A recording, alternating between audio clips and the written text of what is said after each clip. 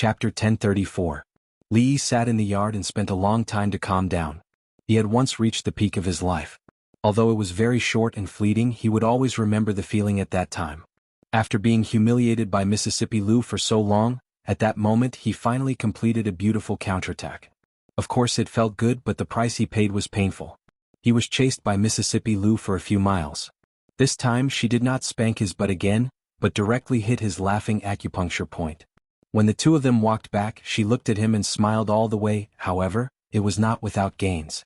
Li still vaguely remembered that before the two of them got drunk last night, he seemed to have reached an agreement with her. She promised him that they would hook up. Although she was still not that gentle to him, at least she would not do something as shameful and exciting as spanking his butt. This was a great improvement, and it was worth being happy about. The smile on Li's face just appeared on his face, but he immediately stopped. He held his stomach and his face twitched. He laughed for too long in the morning, and now his stomach hurt when he laughed. Although he did not know what happened after that and why he ran to Mississippi Lu's bed, this was not important. Anyway, nothing that should not have happened happened. The only regret was that she finally got drunk yesterday. This was a once-in-a-lifetime opportunity, and it was really a pity that he did not get any secrets from her. The inspiration for this idea came from Mississippi Lu. Last time when he was drunk, she even asked those virtuous and artistic teachers, and said that she already knew all his secrets. She did ask a lot of things, but if he said that he did not have any secrets with her, Li would not believe it. Did she know that he actually came from another world? Did she know why he was always mischievous in front of her? She did not know anything. Xiao Huan walked out of the room and looked at the strange expression on the young master's face. She asked curiously, "Young master, did something happy happen to you this morning?" No. Li would not admit that it was because Mississippi Lu hit his laughing acupuncture point, and he said seriously. Xiao Huan said in disbelief, "But young master smiled the whole morning." No means no. Okay. Xiao Huan did not ask about this matter and asked again, "Then where did young master sleep last night?" Last night. Li thought for a moment and said, "I slept with Fang." Xiao Huan looked at Fang, who came in from outside the door, and asked, "Uncle Fang, right?" Old Fang was taken aback. He looked at Li, then at Xiao Huan, and nodded. "Yes, that's right." Xiao Huan looked at Fang and said, "I haven't asked Uncle what you said." "Yes." Old Fang looked left and right, then clasped his hands behind his back and walked away. "Who sent you to my side?" "Uncle Fang, he. Li stared at her and said, "Who sent you to my side, Uncle Fang, he?" Li glared at her and said, "What's there to ask? You didn't open the door for me last night, so I had to squeeze with Fang. Otherwise, where else could I sleep with the second miss?" Li looked at Mississippi Lu, who came out of the room, and asked, "Don't you think so, Rui?" Mississippi Lu glanced at him and walked straight out of the yard without saying anything. "Oh." Xiao Huan nodded, looked at the yard door, and asked, "But young master, why is the yard door broken?" Li knocked on her head and said, "Why do you have so many questions? Are you 100,000 wise?" He was stunned after he said it. This scene in this sentence, why did it have a sense of déjà vu? Xiao Huan covered her head and said, "Then I won't ask any more. I'll tell a joke to young master. The second miss asked me to tell more jokes to young master." Li couldn't help shivering and felt a dull pain in his stomach. He covered his ears and said, "I won't listen, I won't listen." Xiao Huan hugged his arm and said coquettishly, Young master, just listen." "I won't listen." "Then I'll tell my joke." "Young master just won't listen." The little servant girl was not obedient. If the soft approach didn't work, he had to use the hard approach. He pressed Xiao Huan on his thigh and spanked her butt. She never mentioned the joke again and ran away with a red face in her butt. Watching her run away, Li sat in the courtyard and let out a long sigh. People say that a moment of the night is worth 1,000 gold, but 1,000 gold can't buy an inch of time. Time flies like an arrow, the sun and moon shuttle. It's all about the preciousness of the wedding night. 1,000 gold can't buy an inch of time. Time flies like a rice dumpling. But the first time he had the wedding night, he was dragged up the mountain by Mississippi Lu and spent it in a daze. That night, he was shocked by Rui breaking the wooden table with her palm. The second time he had the wedding night, he was rolled up like a dumpling and couldn't move. The night of the night was wasted just like that. He must have owed Mississippi Lu a lot of money in his previous life, the kind that even 2,000 gold wouldn't be enough. Rui, Ruoqing and Zumo were really too much. They didn't know when to be modest. Was the wedding night the time to be modest? Kong Rong let them be? This time, not only did he not make up for the regret of the wedding night, but he had even more regrets. Li silently swore in his heart that the next time, the time after that, it must be perfect. Thinking of the next time, the time after that, he was a little happy again, and then his stomach began to hurt again. Mississippi Lou walked in from outside and sat opposite him. When Li Yi saw her, his stomach hurt even more and he subconsciously became vigilant. He immediately said, "What are you trying to do? Don't think that you can do whatever you want just because you're beautiful and you can go back on your word. You promised me last night. I promised you last night I won't." Mississippi Lou looked at him and said, "I won't spank your butt and I didn't break my promise." Li Yi thought about it. She didn't break her promise, but her methods were even more ruthless. You really shouldn't have said so much last night. There was a lot of meat on her butt and it was exciting to be spanked. It's over, it's over. Li Yi quickly dispelled this thought from his mind. After spending so much time with Fong, he felt that he seemed to have been infected by him and had become a masochist. Mississippi Lou thought about it, stared at him and said, "I have a question to ask you." "What question do you have again?" Li Yi looked at her and asked warily, then his expression froze. Why did he say, "Again"? Mississippi Lou rubbed the space between her eyebrows, stared at him and asked, "Other than this, did I say anything else to you last night?" "No, right?" Li Yi actually didn't know. He really forgot. Even Rui Lu, the always drunk, had forgotten everything after getting drunk. How could she expect him to remember? Wasn't she thinking too highly of him? Mississippi Lou looked at his expression and asked again, "You really don't remember?" Li Yi shook his head. "I don't remember. It's better to drink less in the future. It's not good for your health and it'll make things worse. Then it's okay." Mississippi Lou finally felt relieved.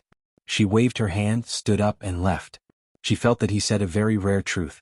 Don't be greedy when you drink because when you're drunk, you don't know what you'll say and what you'll do. She actually asked him who was prettier between her and Emingzu. She actually said, "They don't want it, but I want it." She actually asked him the biggest secret that she learned from him that night. She actually slept on the same bed with him for the whole night. Fortunately, he didn't remember any of this. Wait a minute. Li Yi suddenly stood up, and a look of realization appeared on his face. He looked at Mississippi Lou and said, I remember everything." Hearing Li Yi's voice, Mississippi Lou stopped in her tracks. Her body stiffened, and her heart began to beat wildly, uncontrollably. She turned around, looked at him and asked calmly, "What did you remember?" Her expression was indifferent, and her fists, which were hidden in her sleeves, were clenched tightly. Even she didn't realize that her voice was slightly trembling. Of course, Li Yi didn't realize that Rui's voice was trembling either.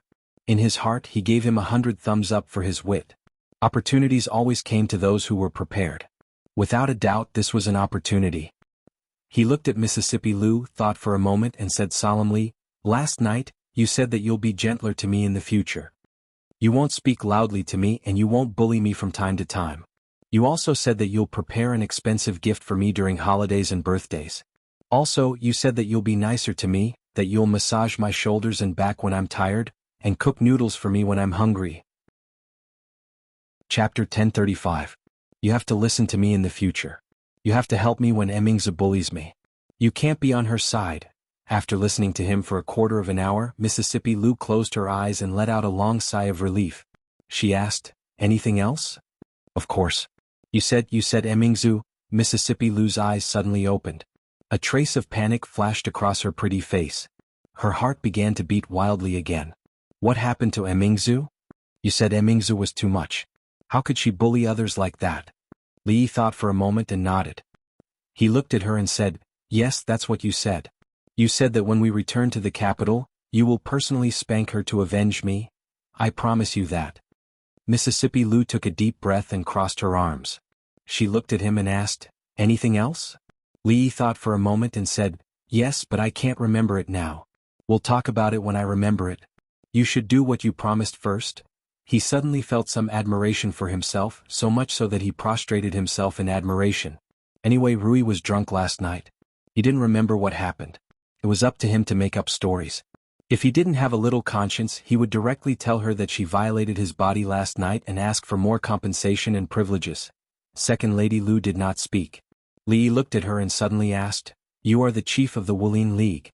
Your words carry enormous weight. What you say is like spilled water. You won't go back on your word, will you?" "No." Mississippi Lou smiled and shook her head. She said softly, "Why would I? I'll keep my word. Are you hungry or tired? Let me massage your shoulders first." Do you want to cook a bowl of noodles for you first? Happiness came so suddenly that Li Yi couldn't believe it. He suspected that he was dreaming and that he was still lying on the bed with Mississippi Lu. Let's massage the shoulders first, Li Yi said after some thought. It wasn't until he was lying on the rocking chair with Mississippi Lu's hands roaming around his shoulders that he finally accepted reality. She actually believed it, she really believed it. Li Yi could already imagine the beautiful life in the future. He took a deep breath and said, I didn't use enough strength, use more strength? Mississippi Lu smiled and said, okay.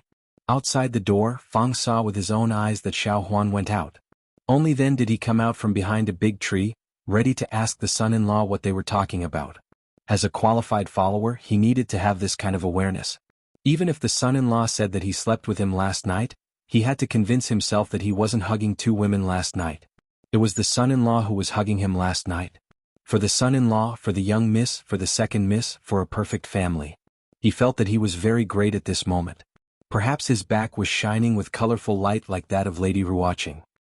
When he walked to the door, he heard screams coming from the yard. You used too much strength. It hurts, it hurts. Be gentle, be gentle. This was the voice of the son-in-law. I haven't used any strength yet. Just bear with it a little longer. It won't hurt in a while. This was the voice of the second Mississippi. Fang stopped in his tracks and stood there for a while. Then he turned around and strode away. It's just a joke. Why are you so serious? His bones were almost broken by her. Li rubbed his shoulders and said, I forgot. Tell me, what else did you say last night? Nothing. Mississippi Lu clapped her hands and asked, do you still want to eat noodles? No. Li Yi's attitude was very firm.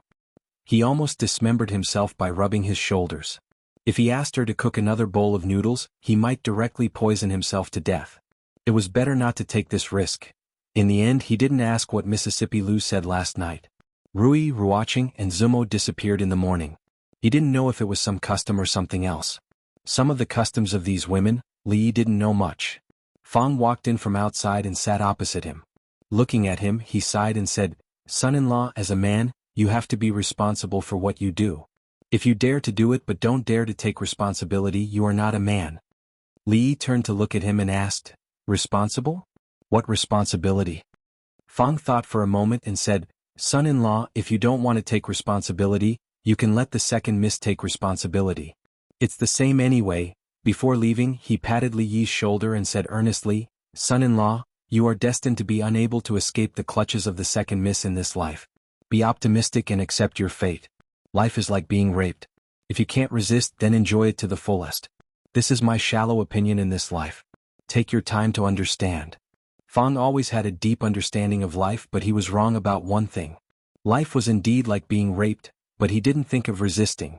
The architectural style of the Jiang of Silla mansion was from the inside to the outside, from the master to the servant. The innermost courtyard was where the master of the mansion lived. It could be counted as Rui, Ruoqing, Zumo, and himself. Of course, there were also Xiao Huan, Xiao Zhu, and Xiao Chui's rooms. Yong Ning had the most freedom and could sleep wherever she wanted. There was also a study without a bed. Li Yi thought that he already had Rui and Zumo and Ruoqing, so there was no need to put a bed in the study. Only now did he realize how naive this thought was. If that was really the case, he wouldn't have spent the night with Mississippi Lu. Be careful, just put it in that corner. Fang moved the mattress in alone. Li Yi looked around and picked a corner that was pleasing to the eye. Fang put the bed in place and looked at Li Yi with a strange gaze. In this courtyard there were eldest miss, second miss, Miss Zumo, Miss Ruoqing, Xiao Huan, Xiao Chui, and Xiao Zhu, the three servant girls. Son-in-law could sleep in any of the rooms, but he actually wanted to sleep in the study. Son-in-law couldn't be unable, right? At such a young age, how could he? Li Yi looked at him and said seriously, if you look at me like that again, I'll send you to the Wu Kingdom to gather intelligence and come back in a few years. Fang clapped his hands and turned to walk outside. When he reached the door, he poked his head in and said, Son-in-law, remember to eat more chives and kidneys. If you really can't do it, you can also use tigers or deers or something to make wine. Get lost. Fang left. When he left, he didn't forget to close the door. Li Yi soaked his feet and took off his shoes before lying on the bed and wrapping himself in the blanket. From yesterday until now, he hadn't had a good sleep. In the morning, he was chased by Mississippi Lu for a few miles, and on the first day of his wedding, he had to be alone in his room. He didn't have the mood to complain anymore and was overcome by waves of tiredness. After sleeping for an unknown period of time, the door was suddenly pushed open and gently closed. On the bed, Li Yi's eyes suddenly opened. In the middle of the night, who came to his study? A thief? Impossible. Even if he was a grandmaster, he would not be able to sneak in here. Could it be Rui? Or a rapist? Was it Rui who came to pick up flowers? While Li Yi's mind was running wild, the figure had already reached the bed, quietly took off his shoes and climbed onto the bed. Li Yi's eyes widened. Could it be that the rapist was taking the initiative to offer himself? The moonlight shone in from the window, and Li Yi could roughly see the figure. From the shape of the chest, it was not Rui but Zumo who came to pick up flowers. Chapter 1036. She shut him out on the wedding night, and now she wanted to secretly pick flowers. Li Yi really didn't expect that Zuemo would be so interested in this. Did she really think that she could get on and off his bed as she pleased? He closed his eyes and waited for her to pick flowers. However, after waiting for a long time, the person beside the bed did not move. Just when Li Yi was about to get impatient, he felt that she stood up. Was she going to run away? Li Yi couldn't pretend anymore. He grabbed her hand and dragged her to the bed. Ah! There was a cry of surprise in the room. Li Yi hugged her tightly and said fiercely, "Since you are here, don't leave, shoo." After she reacted, she immediately looked back and whispered, "I sneaked here, they don't know." Li Yi carried her to the bed and whispered, "What are you doing here, picking flowers?" In response to him was a hot kiss. Li Yi had seen what a passionate Zuemo was like. In the dark night, there was only breathing and two gradually hot bodies. Li Yi knew what she was here to do. She was here to make up for the regret of the wedding night and carry out the last step they didn't finish yesterday. Squeak! There was a sound at the door again. Zuemo was startled and immediately lay down inside, hiding in the quilt. Li Yi looked at the figure who quietly closed the door with some surprise. He thought to himself that it couldn't be. Two flower thieves came in one night. It seemed that he should carefully consider Fang's suggestion just now. The person who sneaked in was easy to recognize. From the way she walked and the hazy figure, it was Ruoqing. When Ruoqing walked to the bed, she saw him sitting on the bed. She was shocked and said after a long time, You haven't slept yet. What do you mean by you, me?" Li Yi pulled her over and said, "Call me husband." Someone gently pinched his thigh. "Husband?" she called out softly, and Li Yi could feel that her body was getting hot. Yesterday, I didn't mean to." Ruoqing was not as passionate as Zuemo. Her voice was so soft that it was almost inaudible. She said, Tonight, I will come to accompany you. Don't tell Zuemo or she will laugh at me." "Don't worry, I won't laugh." A familiar voice suddenly sounded. Ruoqing was startled. Seeing the figure crawling out from under the blanket, she was startled and then said in panic, "Zumo, what do you mean by you? You snuck over without telling me. Tomorrow I'll punish you according to the family rules." Ruoqing hurriedly stood up and said, I'll go first." Li Yi grabbed her wrist and gently pulled, causing her to fall onto the bed again. Li Yi held her slender waist and said softly, "It is fate that brought us together. Why don't we stay together?" He slept soundly when he had someone by his side. It was just that his arms were a little numb because they were pillowed on each side. When he came out of the study, it was already late in the morning. Fang was working in the yard, moving the stone table and stone bench to a place further away from the swing. When he saw Li Yi, he stopped in his tracks, thought for a moment and asked, "Young master, do you really not need to ask the kitchen to fry another chives?" No matter whether others believed it or not, he really just hugged them to sleep last night. Nothing that should have happened did not happen, and nothing that should have happened did not happen. If it was only Zuemo or Ruoqing, the situation would naturally be different. However, the situation last night was special. The two women did not even take the first step, and the second step naturally could not be rushed. That was a matter for the future. Even though he knew that if he made some kind of request they would not refuse, for them, this was something that would be unforgettable for the rest of their lives. He should not be so hasty. However, what old Fang said made sense. After all, it was better to be on the defensive than to be on the defensive. Li Yi thought for a moment and nodded. "Let's fry one. Remember to fry them together with the kidney." In the early years of the Jingping era, the number of merchants settling in Shuzhou began to increase rapidly. The flow of people in Yong County skyrocketed. The originally sparse streets gradually became lively and prosperous. This series of changes had long changed the people from the initial joy and excitement to numbness. Under the governance of His Highness Jiang of Silla, Shuzhou would only get better and better. This was something that they never doubted in their hearts. Ever since the situation in the fringe changed dramatically, The bandits were almost completely eradicated. A smooth trade route was opened up, which was known as the Great Mountain Road. The merchants of the three kingdoms also benefited greatly from this. This was a region that was not under the jurisdiction of the three kingdoms. However, the fringe also had its own rules: freedom, equality, justice, and the rule of law. The fringe, which used to make people pale at the mere mention of its name, had completely changed in just over a year's time. The public security was good, even better than that of the various prefectures. The name fringe no longer lived up to its name. The caravans traveling on the Great Mountain Road preferred to call it New World. There were even many large caravans that had set up shops and workshops in the mountains for convenience and safety. Of course, these were built on the foundations of the original towns in the mountains. Before this, no one knew that there was such a paradise in the desolate mountains. In the Jiang of Sila's mansion, Fang leaned on the kitchen door and said, "Young master, we've almost cleared the road between the Qi kingdom and the Jing kingdom. The bandits we encountered along the way, other than those we chased away, have all been subdued. However, there are more hard to deal with near the Wu kingdom. We don't have enough manpower for the time being, so it's a little troublesome to deal with them head-on." Li was cooking fish, Drunk Mo's favorite steamed fish.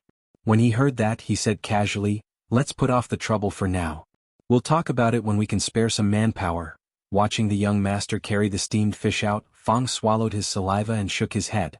Ever since the wedding, the young master had been indulging in the land of love and tenderness all day long. He didn't even care about proper business. The spring night was short and the sun rose high in the sky. From now on, the Jiang of Silla would never get up. After the steamed fish was done, there was only Mississippi Lou's favorite dish left.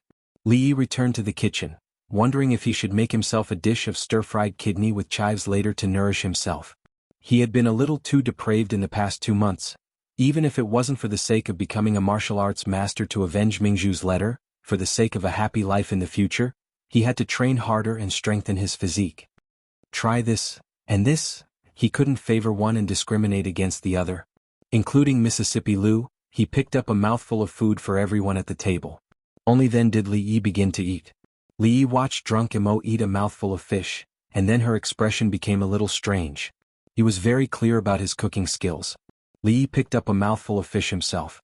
It tasted very good. He looked at Drunk Mo and asked, "What's wrong, doesn't it suit your taste?" "No," Drunk Mo said. Her face turned pale and she immediately ran away. Before Li Yi could react, the sound of retching came from outside the door. Li Yi looked at Rui and Rui watching and asked, "Is it that bad? I'll go out and see her." Without waiting for them to answer, he immediately ran out. Rui picked up a mouthful of fish and tasted it. A puzzled look appeared on her face. When she looked out the door, she was stunned, and then the expression on her face changed: surprise, disbelief, and a trace of resentment. Outside the door, Drunk Mo leaned against the pillar. Her face was pale and she kept retching, but she didn't vomit anything. Li Yi hurriedly ran over, patted her back gently and said with concern, "What's wrong?" "I'll call the doctor." She shook her head and said, "It's nothing. I suddenly feel a little uncomfortable. I'll be fine after going back to my room to rest. I'll help you back first." Li Yi helped her back to her room and let her lie on the bed. Then he asked, "Other than feeling nauseous, where else do you feel uncomfortable?" Drunk Mo said softly, "I still feel a little dizzy." "Nausea, dizziness?" Li Yi seemed to think of something. He grabbed her hand and suddenly asked, How long has it been since you last came?" Which? Drunk Mo looked at him in confusion. After understanding, her face turned red. She glanced at him and said, "How long has it been since I last came? You still don't know." Chapter 1037. Drunken Mo was pregnant. He was not prepared at all, let alone mentally prepared. In the beginning, he and Rui had gone through a lot in order to have a child. The old lady had taken her to worship Buddha many times and prayed many times. The two of them had also done a lot of hard work in private. After so much hard work, they had the current young master of the Li family, Li Duan. But he and Drunken Mo had been married for less than 2 months, and she was already pregnant. Judging from the time, it was very likely that it was the first time. When Li Duan was 1 year old, he and Rui had wanted to have a second child, but from a year ago until now there had been no results. Therefore, he could understand Ru Yi's happiness and the hidden bitterness in her eyes when she looked at him. Drunken Mo and Ruoqing were only 1 day apart. Li Yi held Ruoqing's hand and asked, "How is it? Do you feel uncomfortable anywhere?" Ruoqing asked in confusion. What do you feel uncomfortable? That is, do you feel dizzy, nauseous, or something like that? Ruoqing instantly understood what he meant. She blushed and whispered, No, no. Ruoqing and drunken Mo were not mentally prepared to have children for the time being. They obviously had time to avoid danger, but there was no absolute safety in this kind of thing. God always liked to joke with him on this kind of thing. Drunken Mo was originally only her treasure, but now she immediately became the treasure of the whole family. As soon as Rui learned the news, she told him that he couldn't sleep with drunken Mo at night anymore, and arranged 2 more obedient and sensible maids for her. The imperial doctor sent by Li Xian from the palace a long time ago naturally received a lot of money. Second Madame's pregnancy was a great thing for the whole Li family. From the housekeeper to the servants, everyone's monthly allowance this month was doubled. In addition, there was extra money. Even Li Duan knew that he was about to have a younger brother or sister. He ran around the courtyard happily. Ever since he left the capital and Xiaorui, not many people could play with him. Drunk Ink was now surrounded by them, and Li Yi wasn't idle either. He had to send someone to inform third young lady Qin of this news. He also had to write a letter to report the good news to the old madam in Jingdo. He also had to send a letter to Tsing Shichen. He also had to write to Li Xian to remind him that even if he couldn't come, he couldn't miss out on a congratulatory gift. After writing a few letters, an hour had passed. When Li Yi walked into the room, Zuemo was alone by the bed, staring blankly ahead. Li Yi sat down beside her and held her hand with a little force. Drunk Ink leaned on his shoulder and whispered, I'm scared. Li Yi put his arm around her shoulder and lowered his head. I'm here, don't be scared. It's not like you're the one giving birth to the child. Of course you're not scared. Drunk Ink rolled her eyes at him and leaned on his chest. The nervousness on her face faded a little. She blinked and suddenly smiled. Do you think our child will be a boy or a girl? Li Yi stroked her hair and said, If it's a boy, we'll protect you. If it's a girl, I'll protect you and your mother. Drunk Ink leaned lightly on his chest and murmured, You won't protect me. You only know how to bully me. When Rui was pregnant, Li Yi couldn't stay by her side from beginning to end. This had always been his regret. He couldn't make the same mistake a second time. He had already warned Wang Wei not to be impatient about the matter in the fringe. He told him to put aside the major forces that he hadn't subdued in the Wu kingdom and focus on stabilizing the rear. As for the daily affairs of Shu province with Chen Chong around, there was no need to worry. Provincial Governor Chen's ability was unquestionable. When a woman was pregnant, there would be many symptoms including dizziness, nausea, loss of appetite, and so on. In addition to physical problems, mental problems were more likely to occur. At this time, the company of the other half was especially important. Li Yi would hug her to sleep almost every few nights. From dressing up to eating and sleeping, he wouldn't let anyone else interfere. This made Rui, who had always been gentle and generous, a little jealous. One night, after washing up, she leaned on the bed and said in a slightly sour tone, Husband is so good to Sister Drunk Ink. I'm a little envious of her. Actually, Li Yi had always treated them equally. It was impossible for him to treat them equally. But if he asked himself, he had never been partial to one person. Now that Drunk Ink was in a special period, there was no difference between how Li Yi treated her and how he treated Rui at that time. He knew that Rui was just joking. He pulled her over and said, What's there to be envious of? When my wife gets pregnant, they'll be the ones envious of you. Rui sighed and said, How good would it be if I hadn't broken through to the Grandmaster level? It's okay. Li Yi shook his head and said, Grandmasters aren't cabbages that you can pick and choose from. At most, we'll just try a few more times. How do we try? Li Yi waved his hand to turn off the light. He leaned over to her ear and whispered, Just like this. The light in the room dimmed, and the enchanting scenery in the dark couldn't be seen. Late at night, in a few rooms in the small courtyard, Ruoqing and Drunk Ink had already fallen asleep. 2 rooms away, Mississippi Lu was lying on the bed when her eyes suddenly opened. In the dark, a blush quickly appeared on her face, and she quickly covered her ears with her hands. She covered her ears and covered her head in the quilt. The suppressed and extremely low voice could no longer be heard, but she felt a little hot. She tossed and turned on the bed and couldn't fall asleep. Each room had a separate shower. After taking a shower, Li Yi carried Rui back to the bed and suddenly thought of a problem. He looked next door, then looked at Rui and asked, Do you think they can hear us just now? Don't worry. Rui shook her head and said, The 2 younger sisters are already asleep. Li Yi looked at her and only felt that a grandmaster was really powerful. It was simply a human-shaped eavesdropping device. He had to experience this feeling in this life, Then he realized one thing. Rui seemed to be only one step away from this realm. He looked at Rui and asked, "What about Rui? Can she also hear us?" This time Rui didn't say anything. Not speaking was a tacit agreement. He thought about it and asked Rui in a low voice, "Do you think it's a little inconvenient for Rui to live here?" Rui closed her eyes and said softly, "What do you want to say? Go and talk to Rui yourself." If he went to talk to Rui, he would be courting death. Li was not that stupid. Maybe Mississippi Lu went to bed very early every night. He closed his eyes and prepared to sleep. After a while, he opened his eyes again and turned to look at Rui. He asked, "My wife can hear from so far away. Do you remember on the night of our wedding when Rui and I were drunk in her room? What did she say to me?" Anyway, they didn't do anything out of line that day. Rui knew about it. Li also just realized that Mississippi Lu didn't tell him what happened that night, but Rui probably knew. Rui thought about it and said, "She made a promise with you that she wouldn't spank you anymore." And then? Li was refreshed. He then asked, "I know this. What else did she say?" And then? After a while Rui said, "Then I fell asleep." What else did she say? You can only ask Rui herself. Li felt a little regretful. If Mississippi Lu remembered it herself, he wouldn't have to ask Rui. He held Rui's hand and whispered, "Let's sleep."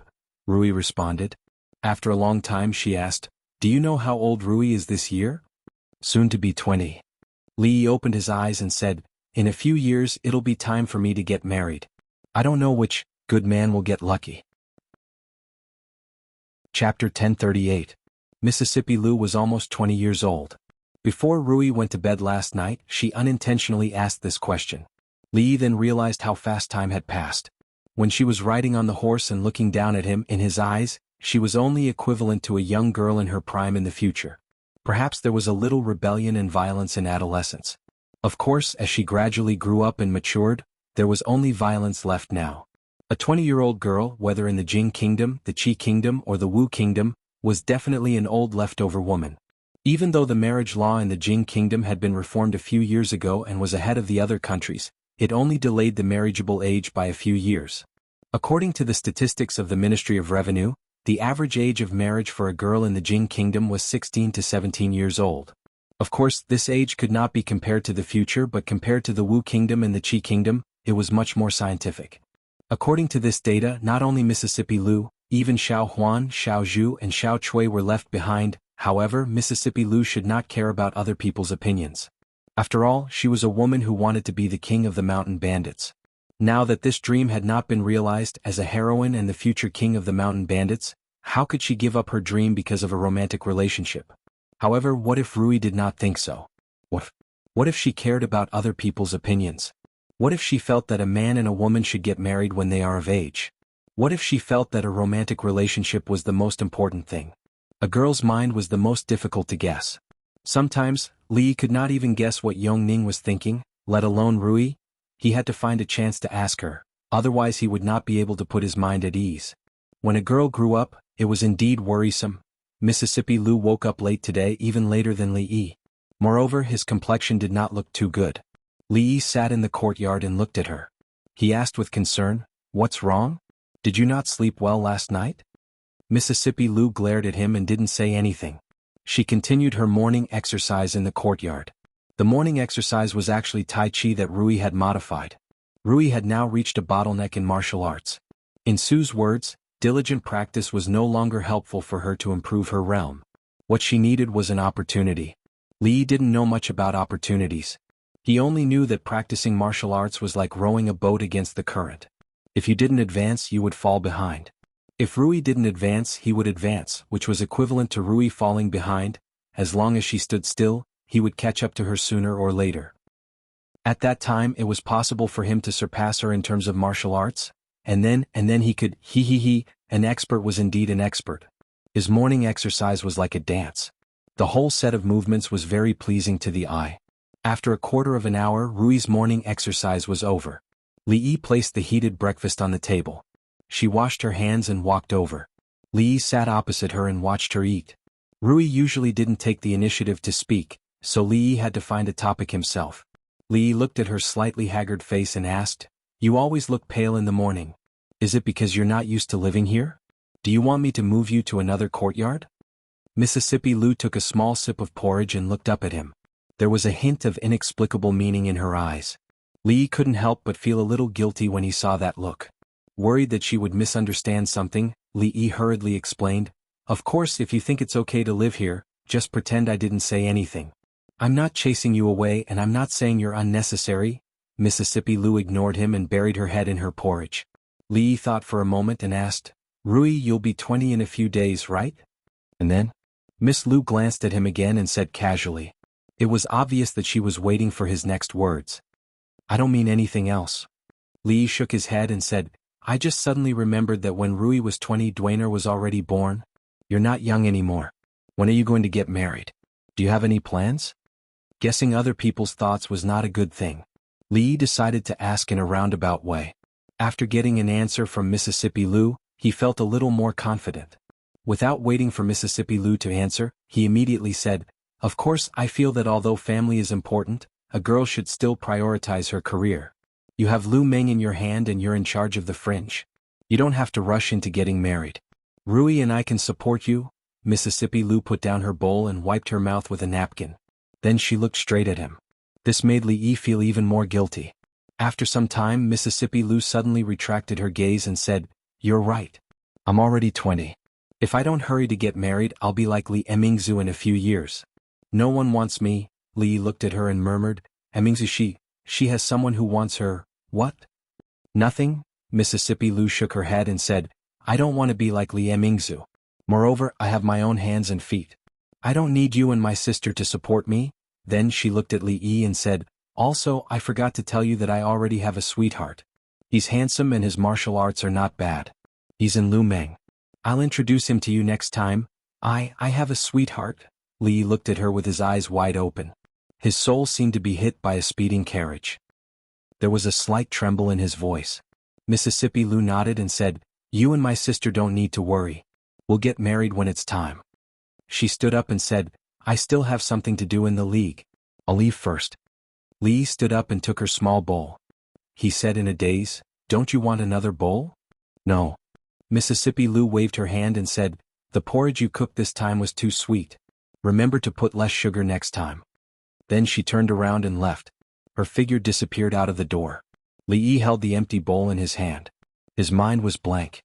What Mississippi Lou had just said exploded in his mind like thunder. She had a sweetheart. She still wanted to get married.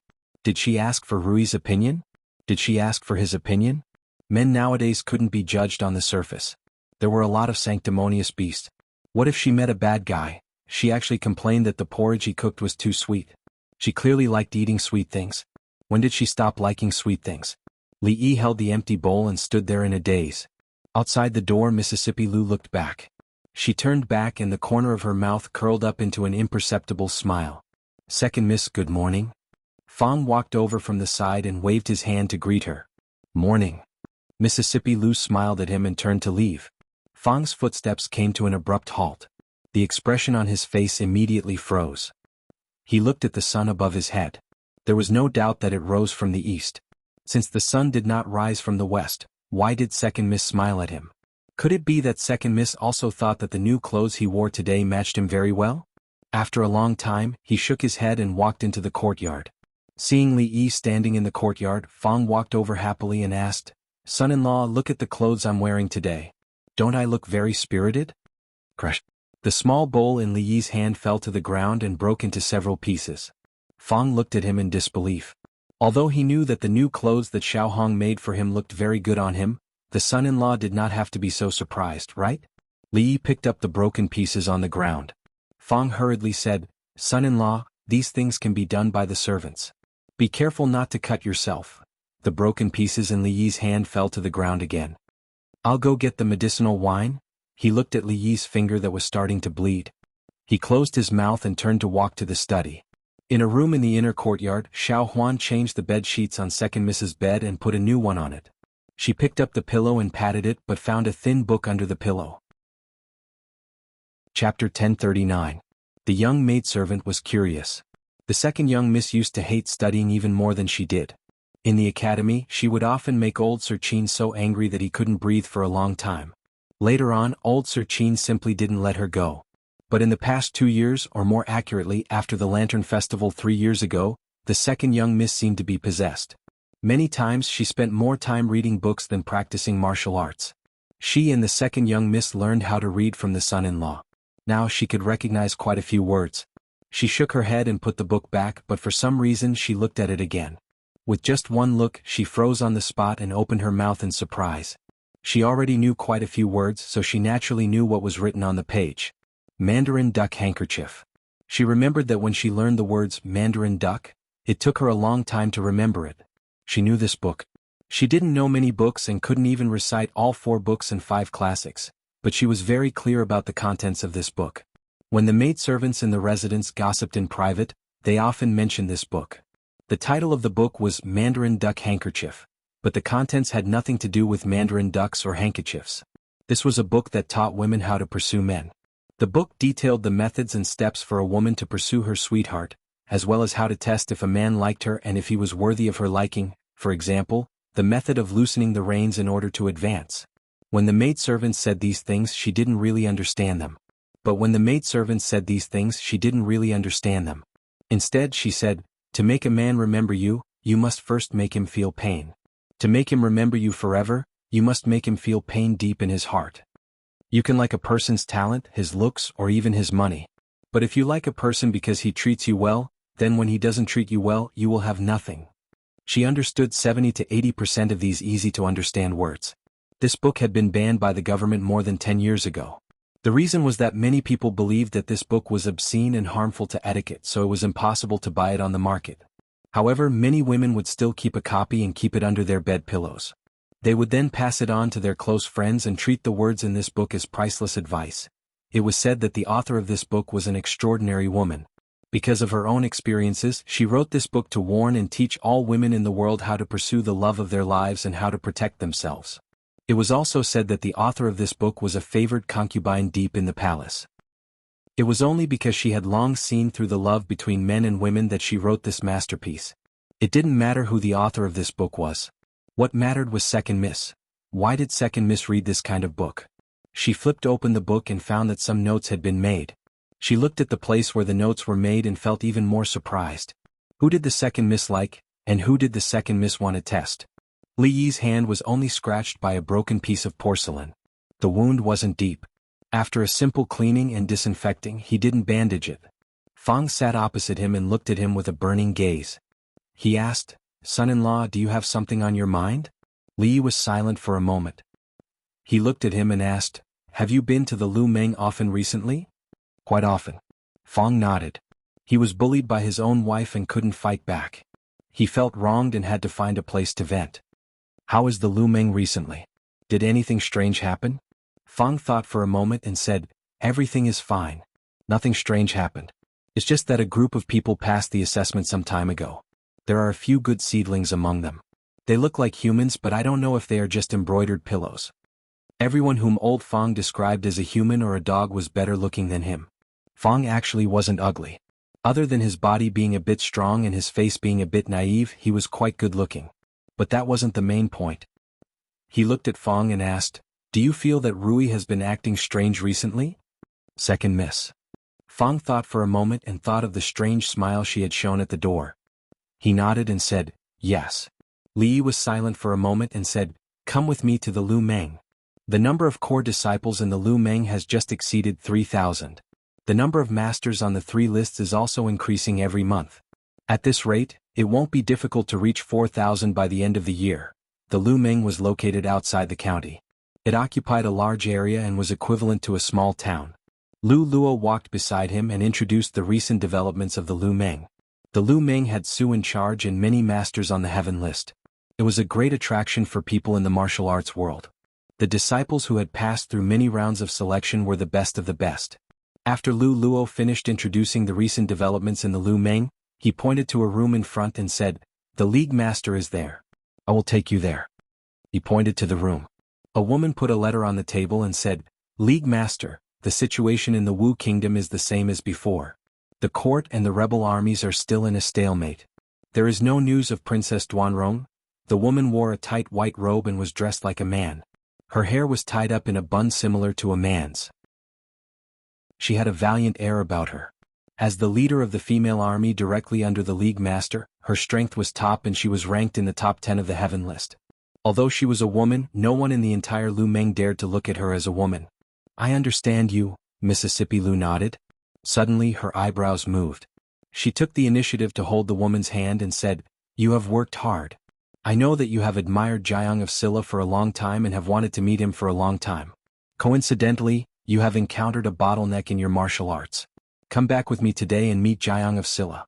At the same time, you can get some pointers from my sister." The woman looked down at their hands that were held together and her face suddenly blushed.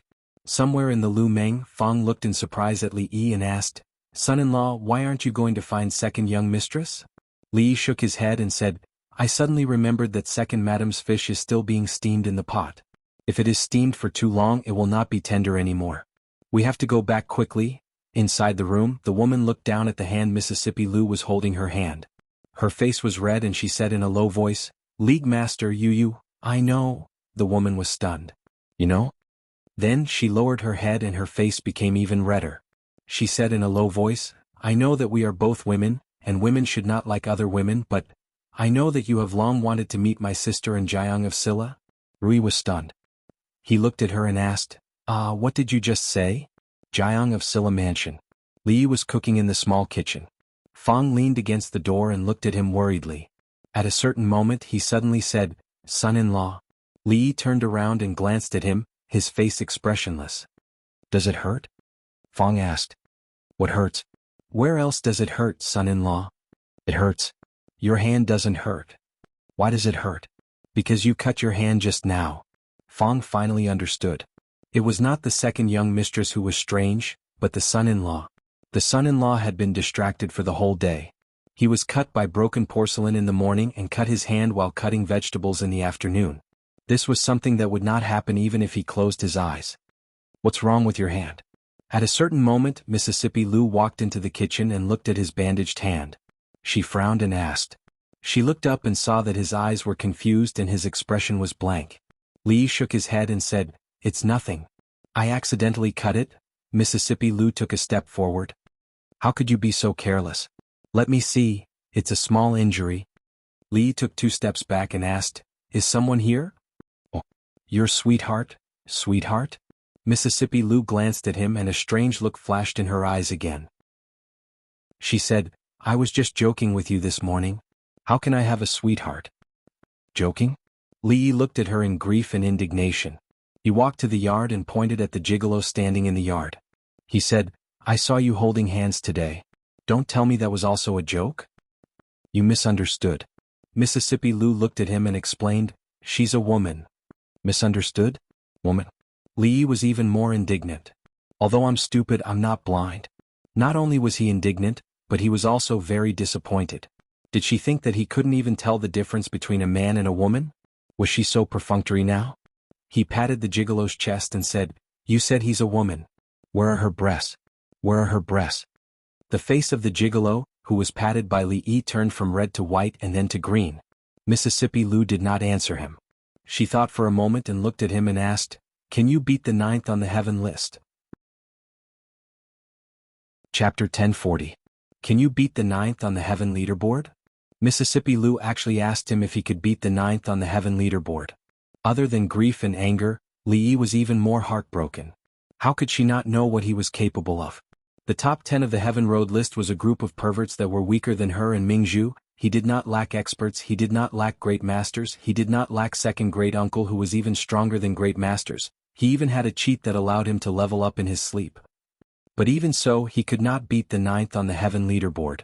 As early as 2 years ago, the martial arts master ranking, especially the Heaven leaderboard, had already turned into a sea of blood and corpses.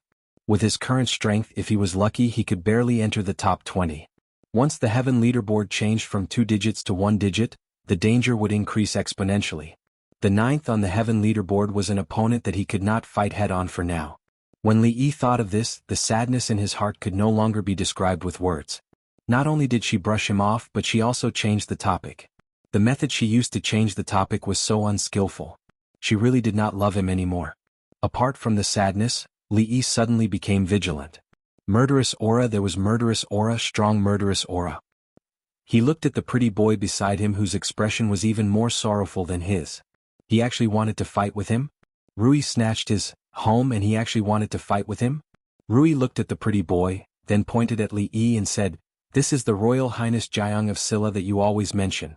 The pretty boy's chest heaved a few times. His face was flushed and he calmed down a little. He gritted his teeth and said, "Nice to meet you, Royal Highness Jiang of Silla." Li glanced at him and asked, "What do you mean nice to meet you?" The pretty boy was startled and his chest began to heave again. "His name is Baisu." Mississippi Lu pointed at the pretty boy, looked at Li Yi and said calmly, "Baisu ha Baisu. Why not call him Baisha? A gigolo is a gigolo. He looks like a girl, his voice is girly, even his name is so girly so." Li was startled. He suddenly recalled something. Mississippi Lu seemed to have a subordinate named Baisu. She was the one in charge of the army of women. Before her, this position was held by Yang Liuqing. This showed how much Mississippi Lu trusted her. Li looked at the pretty boy who was glaring at him. She had no beard, no Adam's apple, pierced ears, a feminine voice and a feminine face, because she was a woman. He then looked at her chest. Although it couldn't be called a chest when she stood next to Rui, it did seem to protrude a little more than his. Li felt that he was really blind. Ninth on the heavenly roll. Indeed, one could not judge a book by its cover. Strength and breasts were not necessarily proportional. An extremely awkward expression surfaced on his face. "Hey young Miss Bai, how are you?" Baisu snorted coldly. "What's good about it?" Everything was good except for her chest. Li didn't know that a woman's chest could be so flat. Otherwise he wouldn't have recognized it wrongly. It seemed that it was not entirely impossible that Hua Mulan had been in the army for so many years without being discovered. Li glanced at her and realized that she was still looking at him with her teeth clenched. This young Miss Bai was pretty, but her temper wasn't very good. Why did she bear grudges so easily? Mississippi Lu explained, "Baisu used to admire you. So, I brought her back today to let her meet the legendary Royal Highness Jiang of Silla." There were many women who admired him in the Jing Kingdom and the Qi Kingdom. Everyone knew that Royal Highness Jiang of Silla was handsome and well-versed in both literature and martial arts. Unfortunately, there would be one less today. After Baisu glared at him fiercely for a few times, he went to find Rui to ask questions about martial arts while Rui stayed behind. Mississippi Lu looked at him and said, "Let me see what's wrong with your hand." No. Li Yi rejected her decisively. She said she wanted to see it, he would see it. If she said she had someone she liked, he would have it. If she said she didn't have it, he would lose face. If he agreed to these small things easily, he couldn't guarantee that she wouldn't ask for more in the future. Should he agree or pretend to resist before agreeing? "Will you give it to me?" "No." "Forget it then." Second Miss Lu shrugged her shoulders, then looked at him and said, "I lied to you this morning. How could I have a sweetheart?" "Swear." "Okay, I swear." Second young Mistress Lu raised her hand and said, "If I have a sweetheart, I will make him choke when eating, choke when drinking water, choke when eating fish, and choke when eating raccoons without seasoning packets." Mississippi Lu was very sincere in making such a vicious oath. However, she felt cold all over. Maybe she caught a cold because she didn't sleep well last night. She actually joked with him about such an important thing. Was this something she could joke about? In the past, Rui was as cold as ice and would draw her sword at the slightest provocation. But now she had learned from some bastard to be so naughty, making jokes that shouldn't be made. His poor hand had been injured twice in one day. Li walked towards the kitchen. He waved his hand casually and said, "It's okay. I just accidentally cut myself." Bang. His hand accidentally hit the door frame, and the gauze that was no longer bleeding was immediately stained red. Li felt that he should look at the almanac or find a monk or a Taoist priest to calculate whether he had been in trouble recently. He actually experienced 3 bloody disasters in one day, Mississippi. Lu walked over quickly and grabbed his hand. She looked back at Fong and said, "What are you waiting for? Hurry up and get the gauze and medicinal wine." Fong immediately reacted. This was the 3rd time he had taken these 2 things today. Watching Mississippi Lu take off the gauze and open the medicinal wine, Li hurriedly said, "I'll do it myself. I'll do it myself." Mississippi Lu crossed her arms in front of her chest and said, "Do it yourself. I'll see how you do it yourself." Li didn't have a 3rd hand so he couldn't do it himself. He looked at Fong and said, "What are you waiting for? Come and help." Fong looked at Second Miss and then looked at his son-in-law. He leaned against the door frame and shook his head, "Sorry, I don't know how to do it." Li looked at him and said in surprise, You didn't return it in the morning and afternoon? Sorry, I forgot. Fang continued to shake his head. Rebellion, rebellion. Fang actually embarrassed him in front of Rui. He didn't let him go to the Wu Kingdom to inquire about the news. Don't be so wishy-washy. Let me do it. Mississippi Lu glared at him, grabbed his hand and carefully washed it with the medicinal wine. Then she opened the gauze, cut a section and carefully wrapped it. It had to be said that Rui's wound looked much better than Fang's.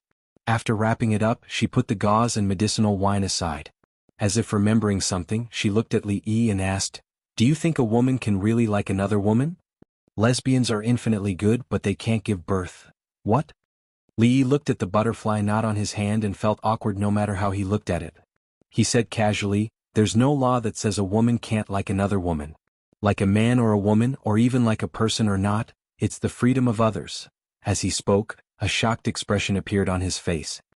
He looked at Mississippi Lu and said with difficulty, You can't be saying." Mississippi Lu looked at him and nodded solemnly, "You guessed right." Li Yi stood rooted to the ground in a daze. He was able to guard against Ming Zhu, he was able to guard against the gigolo, but he was unable to guard against another woman. No. He looked angry. He grabbed Mississippi Lu's wrist and slapped her but twice. He said, "No, I don't agree. Your sister won't agree either. Just give up. You've grown up, haven't you? What do you mean you don't like women? Don't you like women too?" Fang stood at the door and looked at the scene in the kitchen. The green bristle grass in his mouth had already fallen to the ground.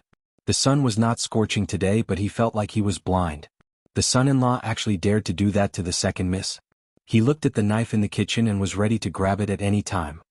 He was worried that the second miss would chop off the son-in-law's hand. "I'm just kidding. Don't be so serious, Mississippi."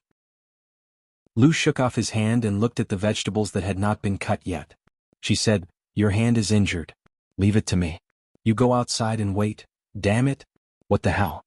Fang couldn't help but curse in a low voice when he saw the son-in-law walk out of the kitchen unscathed. He picked up the green bristle grass on the ground and put it next to Li Yi's mouth. He asked, "Son-in-law, tell me how you feel." "No, I don't feel anything." Li Yi's voice was a little shaky. Old Fang looked at his hands.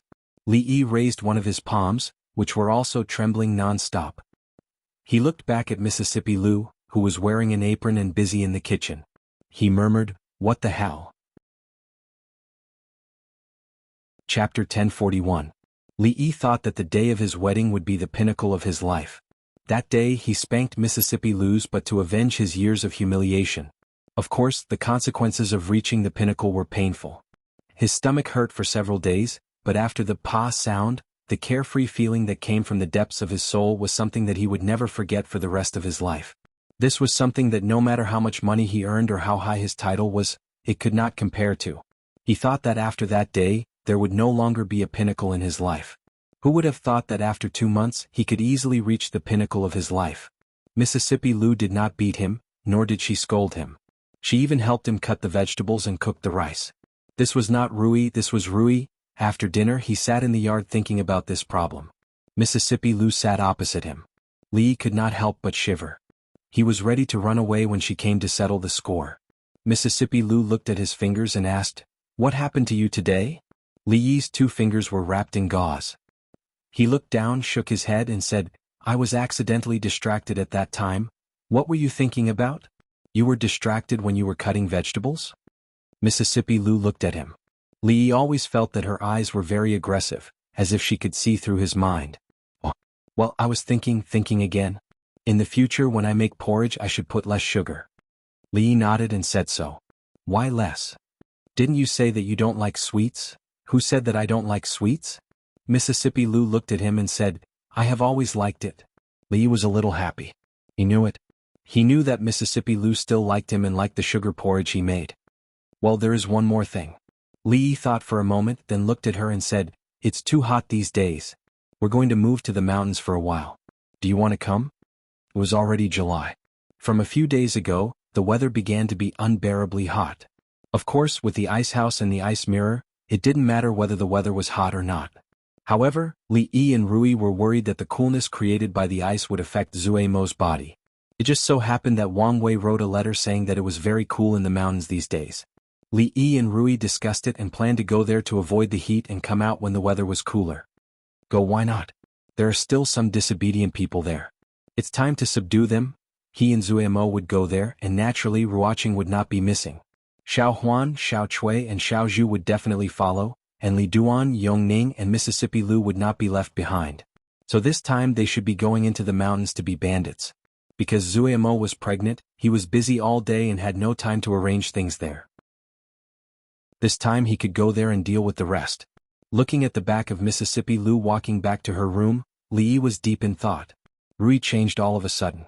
She really became gentle like never before. At this moment he actually found it a little difficult to adapt. Inexplicably he would feel an itch on his butt. Sure enough, he was infected by Fang. Inside the room, Mississippi Lu closed the door, walked to the bed and took out the book under her pillow. Looking at the book in her hand, a rare look of respect and admiration appeared on her face. This trace of respect and admiration was naturally for the owner of this book. The fringe. It was more appropriate to call the fringe a new world. The new world was naturally relative to the three kingdoms of Qi, Jing and Wu. A new trade route had been opened up here. Not only was it easy to travel, it was more importantly safe. In the past, the fringe had many forces and bandits. Although there were still many bandits now, they were unified by a powerful force. At least on this trade route, it was absolutely safe. Commander Wang Wei, who had already fulfilled his childhood dream and had even surpassed his initial thought of making a name for himself and showing that tigress, stood on the top of the mountain. The mountain wind made his clothes flutter in the wind. He rubbed his bald head out of habit and couldn't help but feel a sense of lofty sentiments.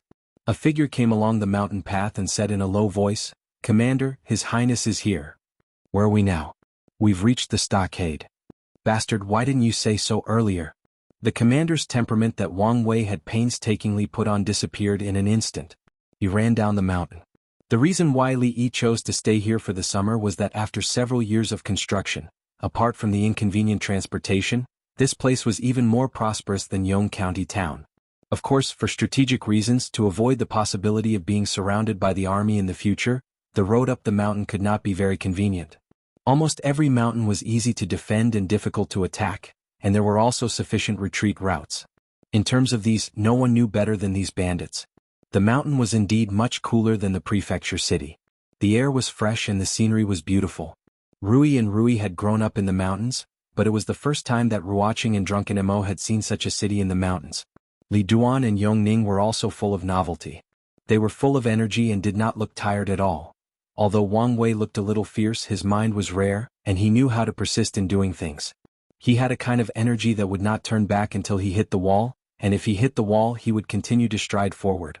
Most importantly, in terms of being a bandit, he was very talented. It was said that his ancestors had bandit genes, so he managed this place in an orderly manner.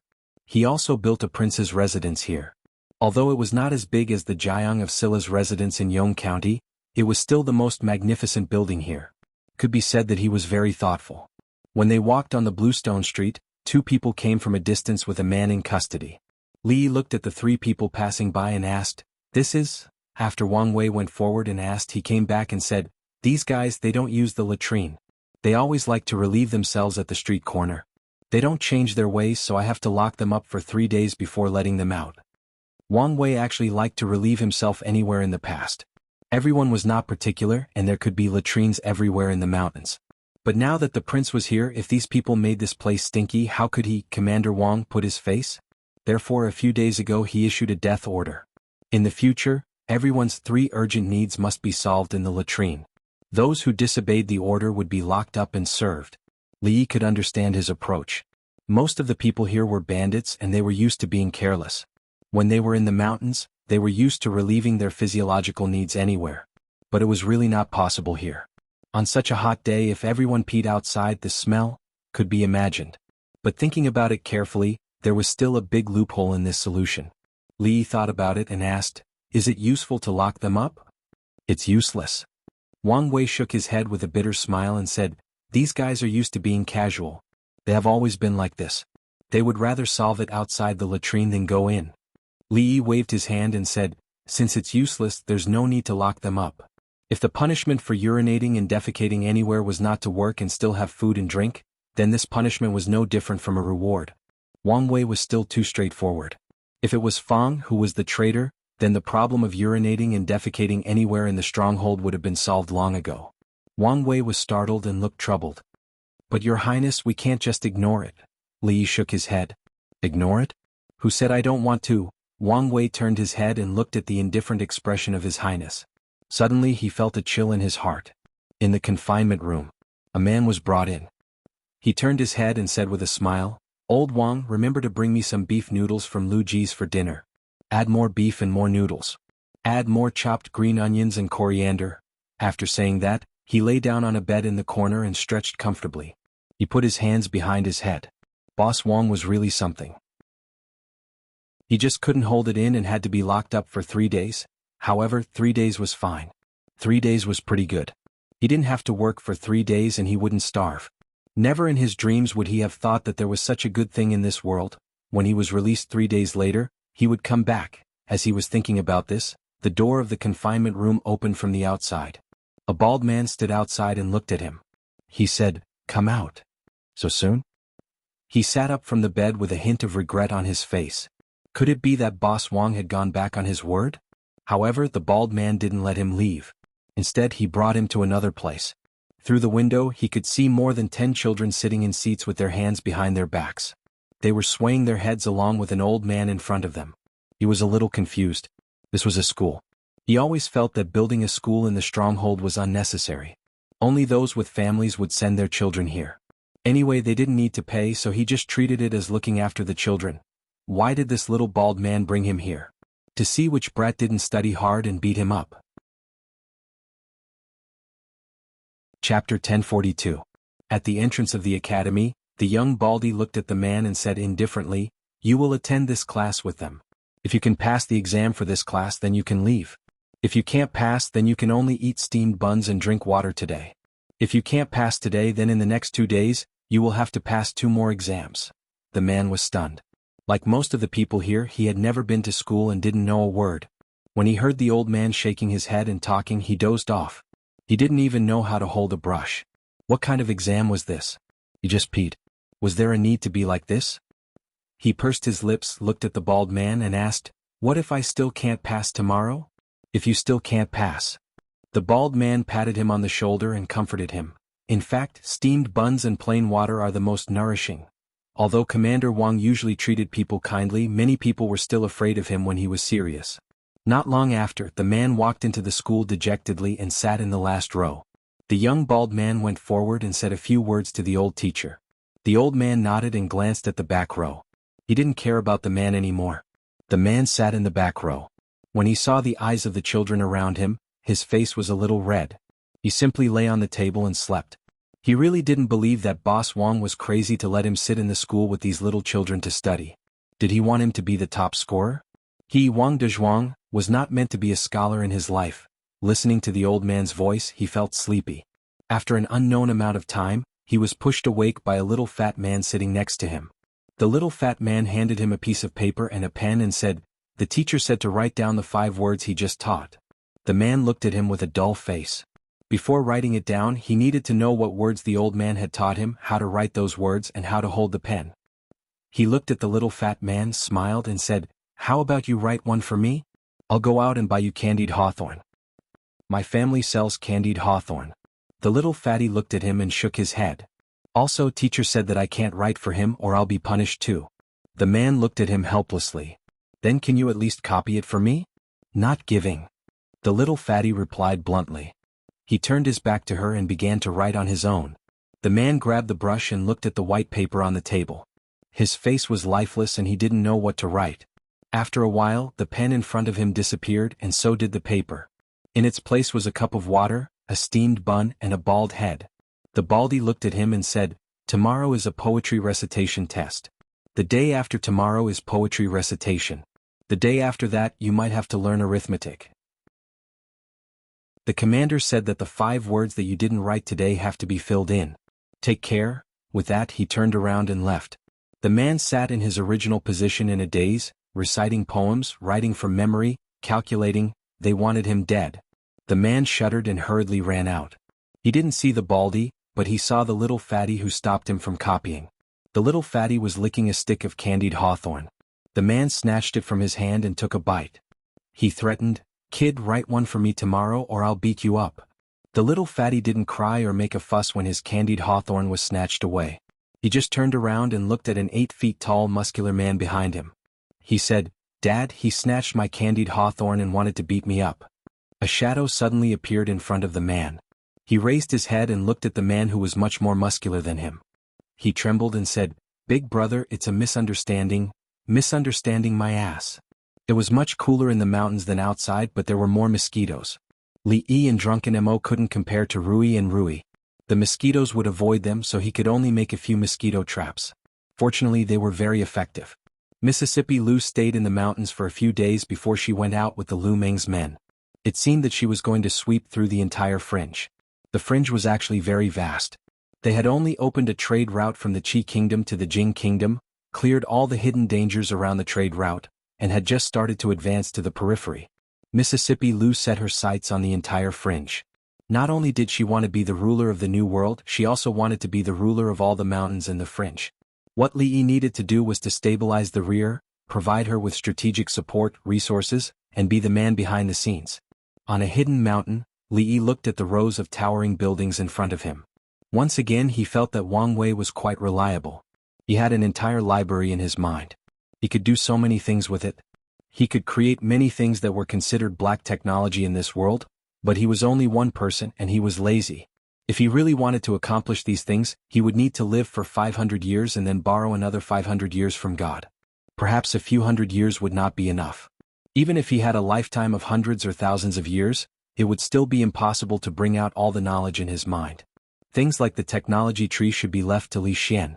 He couldn't even handle Rui, so he had no interest in these things, but he didn't really want to waste his hard-earned cheat. After all, other than copying books, poems, and peeking at other people's diaries, this thing still had other uses. Li Yi asked Wang Wei to open up an industrial area far away from the village. They would conduct research on things like iron smelting, coke making, and forging.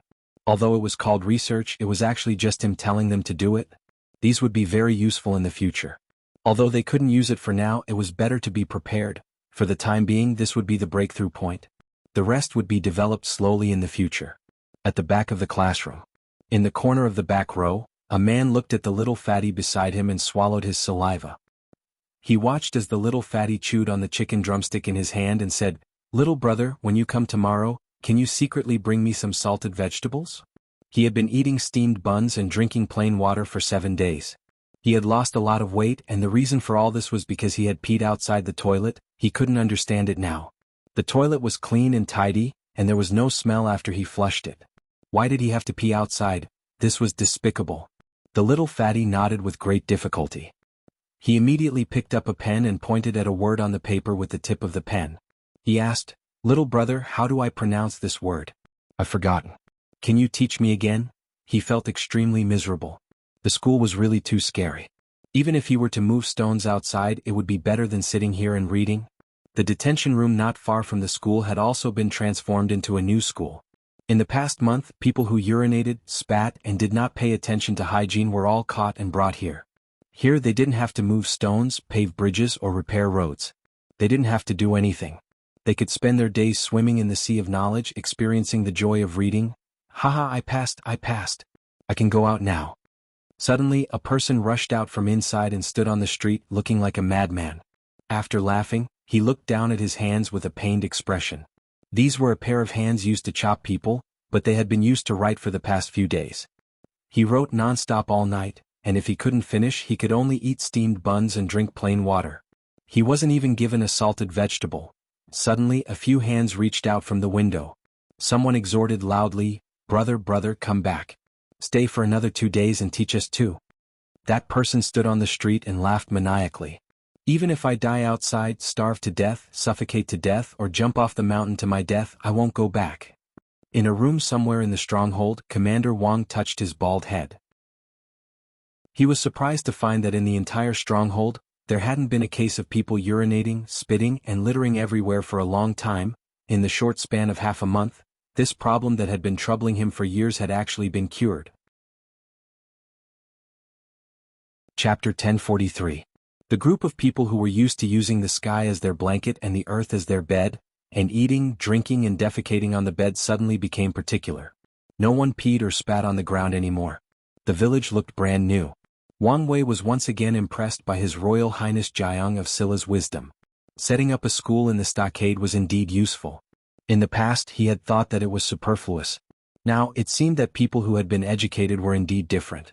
Those guys had only been in the school for a short period of time, but they had already become civilized and polite. When his child was born and grew up, he would also send him to the school and let the teacher teach him well. Li also heard about this from Wang Wei. He felt a little regretful. His subordinates were a group of boorish men. They would pick up a knife and cut people without hesitation, but when he asked them to pick up a pen and write, it was like asking for their lives. He gave them a free chance to improve themselves and surpass themselves, but none of them cherished it. Ning Yuan was unwilling to go back to the school even if he moved stones to build bridges and roads. This made it impossible to implement the other ideas that Fang gave him. For example, they could be confined for half a month and sent food and water every day, but there was no toilet in the confinement room. Anyway, they were used to doing it on the spot. Another idea was to erect a monument in front of the village and engrave their names and heroic deeds on it for future generations to admire. Or, forget it, it was too disgusting, no more examples. No one was willing to study. Even if they had to hold their urine to death outside, they were unwilling to go back to the school. Perhaps they had already realized that there was no end to learning and that it was still possible to repent. But this also exposed a major problem. He was very short of high-end talents under his command. Just look at Second Miss Lu in the past and you can see how much martial artists despised reading, not to mention those bandits. To put it bluntly, they were just a bunch of unruly people. They could swarm up and shout to kill, and they had some strength in repairing bridges and roads. However, when it came to management or charging and breaking through enemy lines according to rules, they were far from being good at it. This was not what Li Yi wanted to see, nor was it what Mississippi Lu wanted to see. Mississippi Lu had left half a month ago to occupy more mountains. Before she left some of Lu Meng's people here to train Wang Wei's men. If it wasn't for the fact that life was really tough, no one would be willing to become a bandit. Many people were ordinary people before they became bandits, and they also had families to support them. After being subdued, some of them relied on their own efforts to earn a family business and brought their families here. Now this place was no different from an ordinary town. Li Yi selected a group of people who were educated and tried to cultivate some talents in other fields. Currently he focused on industrial fields such as machinery and materials. Of course, he didn't need them to come into contact with advanced things. As long as he explained some simple theories, they would be able to understand and put them into practice. At this time he started to miss Li Xian. The real talents that he needed were almost all in the Academy of Sciences.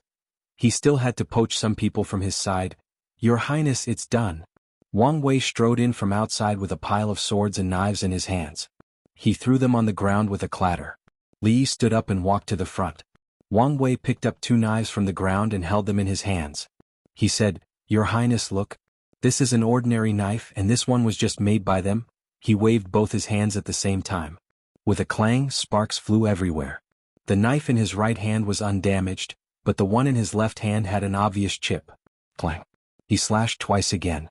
The knife in his left hand broke into 2 pieces, but the one in his right hand was still intact. Fang, who had just walked in from outside, stared at the knife in Wang Wei's hand.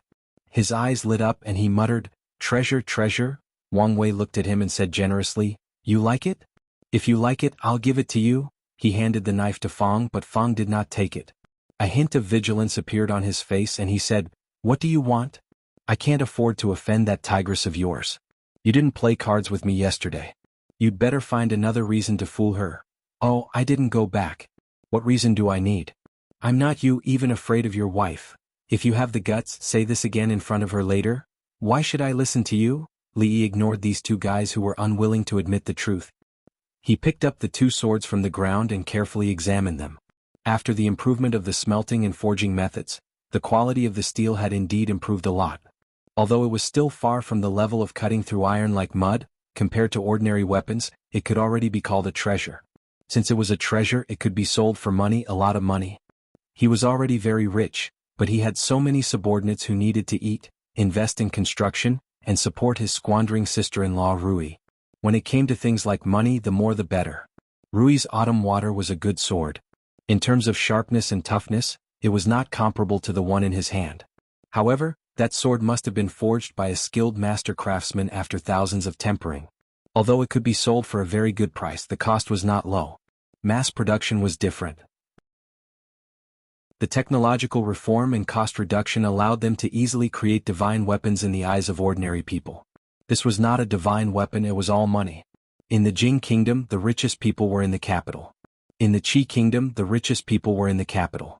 After pondering for a moment, Li Yi felt that it was time to let those foreign merchants from the United Kingdom of Great Britain and Northern Ireland out. No, I almost forgot.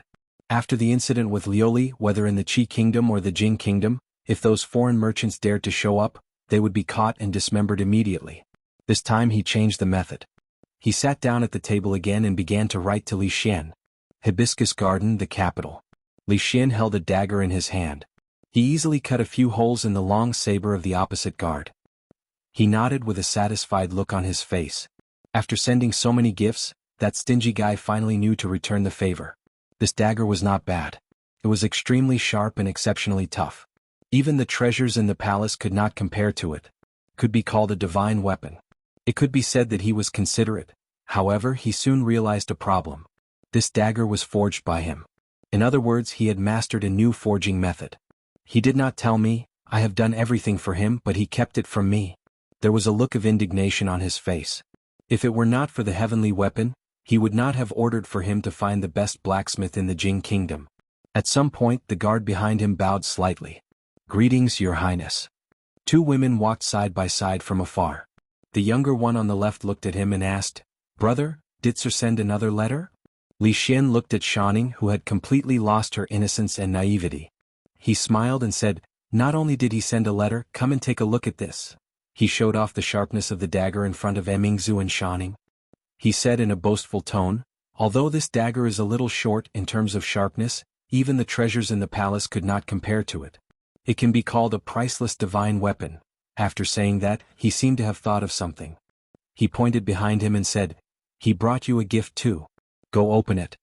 The two women walked over slowly and opened the two long brocade boxes on the table behind him. After being stunned for a while, they turned their heads at the same time and looked at the dagger in Li Xian's hand. Li Xian was stunned. He then smiled and said, If you like this divine weapon, I can lend it to you for a few days. But remember to return it to me. I still need to use it for research. Shanning closed the brocade box discreetly. She shook her head and said, It's fine, you're welcome. I will ask him to give you two next time. Li Xian walked over and asked in confusion, What did he give you? It's nothing. Shanning shook her head and picked up the brocade box. She said, Brother, I still have something to do in the academy. I will leave first. The brocade box was too long. It was at least 4 feet long. When she turned around, she accidentally knocked over the other one. The box landed on the ground. When the lid was opened, the thing inside the box was revealed. It was a long sword. The sword was more than 3 feet long. The hilt of the sword was carved into a lifelike phoenix. The scabbard was carved with complicated patterns. It was unusually exquisite. There was also a row of more than 10 jewels inlaid on it. Under the illumination of the sun, it shone brightly. Li Xian was stunned. He lowered his head and picked up the sword. He seemed to have thought of something. He unsheathed the sword and waved it at the wooden table beside him. Crack! A white light flashed. The wooden table was split into two and fell to the side. He looked at the long sword in his hand and the short dagger in his other hand. One was more than 3 feet long and the other was less than 1 foot long. One of the scabbard was exquisite and inlaid with jewels. It was priceless. The other one did not have a scabbard. It was sent in a wooden box. He suddenly felt a little sad. Chapter 1044.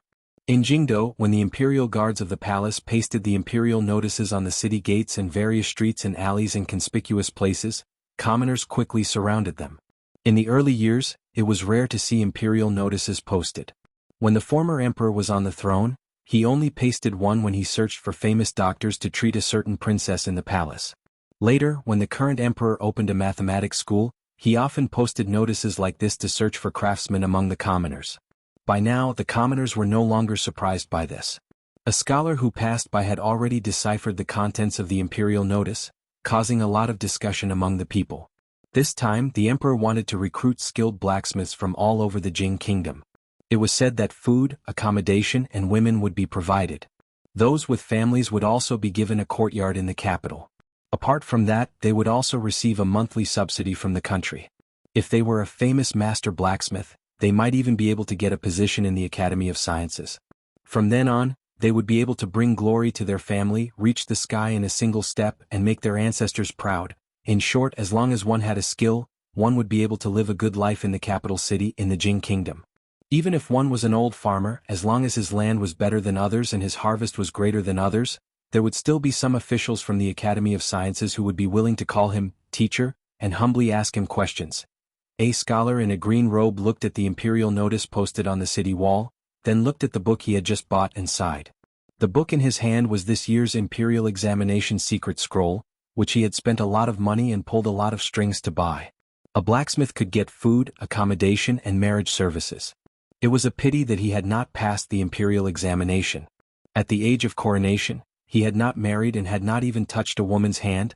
It was not that he had not touched a woman's hand. Yesterday when he was buying vegetables, the auntie who sold vegetables had touched him. Thinking of this, he could not help but feel sad. He threw the book in his hand to the ground and strode away.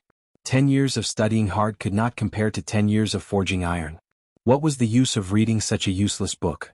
After a few steps he turned around and walked back. He picked up the book on the ground, patted the dust off it, and carefully put it in his pocket. He still had to study.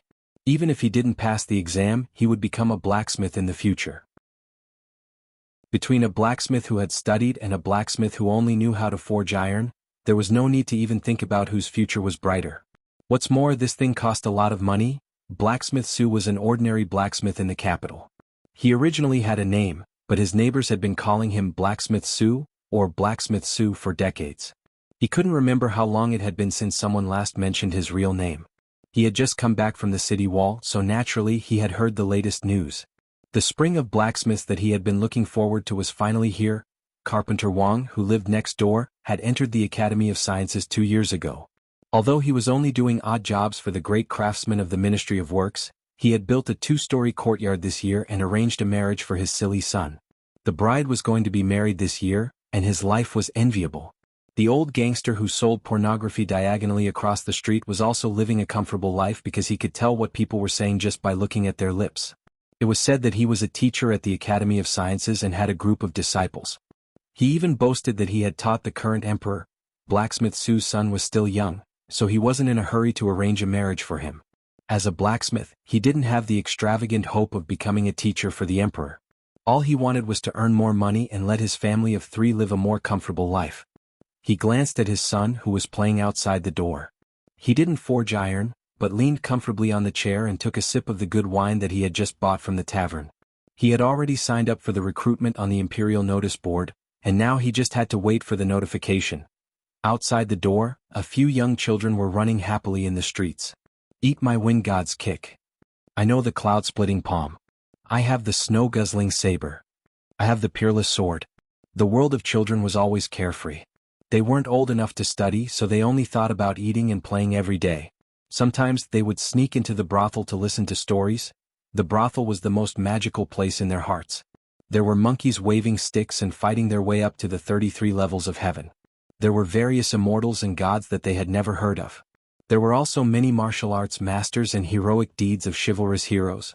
After listening to stories in the brothel, they would play the roles they liked and reenact the stories they had heard. It was a game that they never got tired of. They were acting out a new story in the brothel, which was the plot of Wind and Cloud. Wind god's kick, cloud-splitting palm, snow-guzzling saber, and the peerless sword, each of them had a dream of being a hero. They wanted to learn the peerless martial arts and help the weak, punish the weak, and fight the evil in the martial world. That was what the story said. Of course, since he was a chivalrous hero, he needed a suitable weapon, a martial art move that sounded powerful, and a fine horse. The horse had to be beautiful, and it would be best if it was tall and big. Only then would Squire Zhang's son Zhang Xiaohua ride the same horse as him. Zhang Xiaohua lived in Zhang Yuanwai's house. He didn't have a horse or a weapon. He didn't know where the sword-worshipping villa that the old grandpa mentioned was. It was said that there were many peerless godly weapons there. If he could get one, brother, don't be angry. Playing with the dagger in her hand, Shaning looked at Li Xian and said, Master once said that simplicity is beauty. Look at this dagger. It's simple and clean. The scabbard is simple and the curve of the blade is smooth. Simplicity was beauty. Li Xian naturally understood this principle. However, when Shanning comforted him, she couldn't walk back and forth. She was holding the long sword in her other hand, and the gem on the scabbard was shining so brightly that he couldn't open his eyes. Looking at her serious expression, Li Xian asked, "How about we exchange?" Shanning was dazed and said in surprise, "But brother, this sword is for women." "I don't mind." Li Xian looked at her and said, "You can have the simple and beautiful dagger." "Brother, are you serious?" "Yes. I won't exchange." After saying that, the pretty woman turned around and left. She walked out of the hall and did not look back even once. Li Xian sat back down and looked at the dagger on the table angrily. He had thought that it was a unique godly weapon. It was indeed unique. Among the 3 gifts he gave, this was the most special, simple and shabby one, the shortest. He knew that he wouldn't compete with Emingzu to avoid humiliating himself. But Shanning? Thinking of the girl just now, forget it, Shanning wouldn't compete with him. He would still be humiliating himself. Thinking of this, he actually felt a little better. Then he opened another letter. Sword Greeting Villa, a batch of peerless godly weapons. After reading the letter, he had a rough idea of what Li Yi wanted to do. If he was a shepherd, then the officials and nobles in the capital were the fat sheep raised by his family. A few years ago he used the colored glass to make these fat sheep shed a layer of wool. Now that new wool had grown, he was here again. He was the emperor and those people were his subjects. Although it was easy for them to make money, he couldn't let him fool them again and again. If it weren't for the fact that the Academy of Sciences had several big projects that needed funding, if it weren't for the fact that his second child was about to be born, if it weren't for the fact that Emingzi didn't allow him to squander the money in the national treasury, he would never agree to Li Yi doing this. He walked out of the door and said to a guard, "Tell them that 280 is not enough, at least 370. At the gate of the capital. Several carriages came from afar. Before they entered the city, they were stopped by the guards at the gate. One of the generals came forward and asked, "What's in the carriages?" A man smiled and said, "Some goods." "What goods?" The general lifted the black cloth covering the carriages and opened a box. After taking a look, his expression changed. He opened a few more boxes and his expression darkened. He took a few steps back and waved his hand. Seeing this, the guards behind him immediately surrounded the carriages. Only then did the general come forward and ask, "Do you have the seal of the imperial court?" Smuggling weapons was a serious crime, not to mention that there were so many of them. If they didn't have the seal of the imperial court, these people had to be arrested and interrogated immediately. "Of course we do." The leader nodded and took out something that looked like a piece of silk from his sleeve and handed it over. After carefully examining it, the general waved his hand and the guards behind him left. The carriages drove through the gate. The general was still a little worried and went forward to ask, "Where did these things come from?" In front of the carriages, the man turned around and said with a smile, "Sword Greeting Villa." Chapter 1045. There were 2 markets in the capital, the east and the west, selling a wide variety of goods. It was the largest market in the vicinity of the Jing kingdom. Of course, apart from the row upon row of shops and the endless stalls on the streets, there were also all kinds of strange things. For example, a chicken with 3 legs, a bird without legs, a stone man with words on its body, a fox that could talk, and so on. Of course, the imperial court did not allow foxes to talk, and the people were not allowed to dig stones from the river. However, there were still people who laid a piece of white cloth in a corner of the street and sold some valuable antiques that were unknown whether they were real or fake. There were rich people in the capital, and there were also rich people who were interested in these things. The capital's West Market. After the market opened at dawn, the shouting continued until the market closed at night. Glazed statue blessed by Master Sandalwood, 5 taels of silver for 1. The chair that His Highness Jiang of Silla sat on, 100 taels of silver. Selling a knife, a treasured knife passed down from my ancestors, able to cut copper, iron, gold, and jade. The original price is 10,000 taels, now only 5,000 taels, only 5,000 taels. There were all kinds of things for sale on the streets of the capital.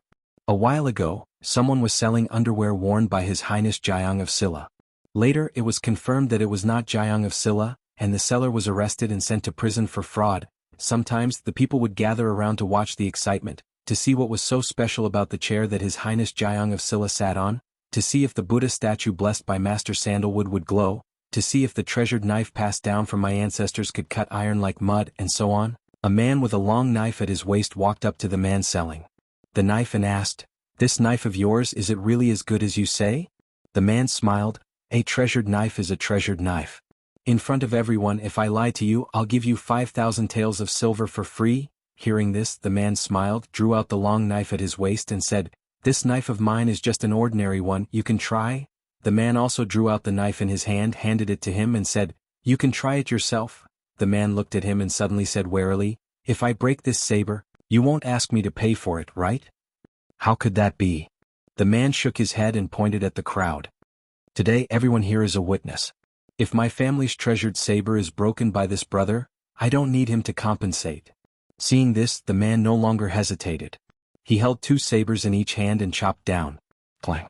After the sound of metal clashing, the saber that he brought with him broke, but the man's family heirloom saber was not damaged in the slightest. He stared blankly at the broken blade on the ground with a pained expression on his face. He then looked at the man and said, "How dare you sell weapons privately and break my family heirloom? I'm going to arrest you and bring you to the authorities." The Jing kingdom was very strict with the control of weapons. Without the permission of the government, it was illegal to sell weapons. Of course, the regulations in this area had always been very lax. However, if it was investigated carefully, the man's act of selling knives on the street had indeed violated the law.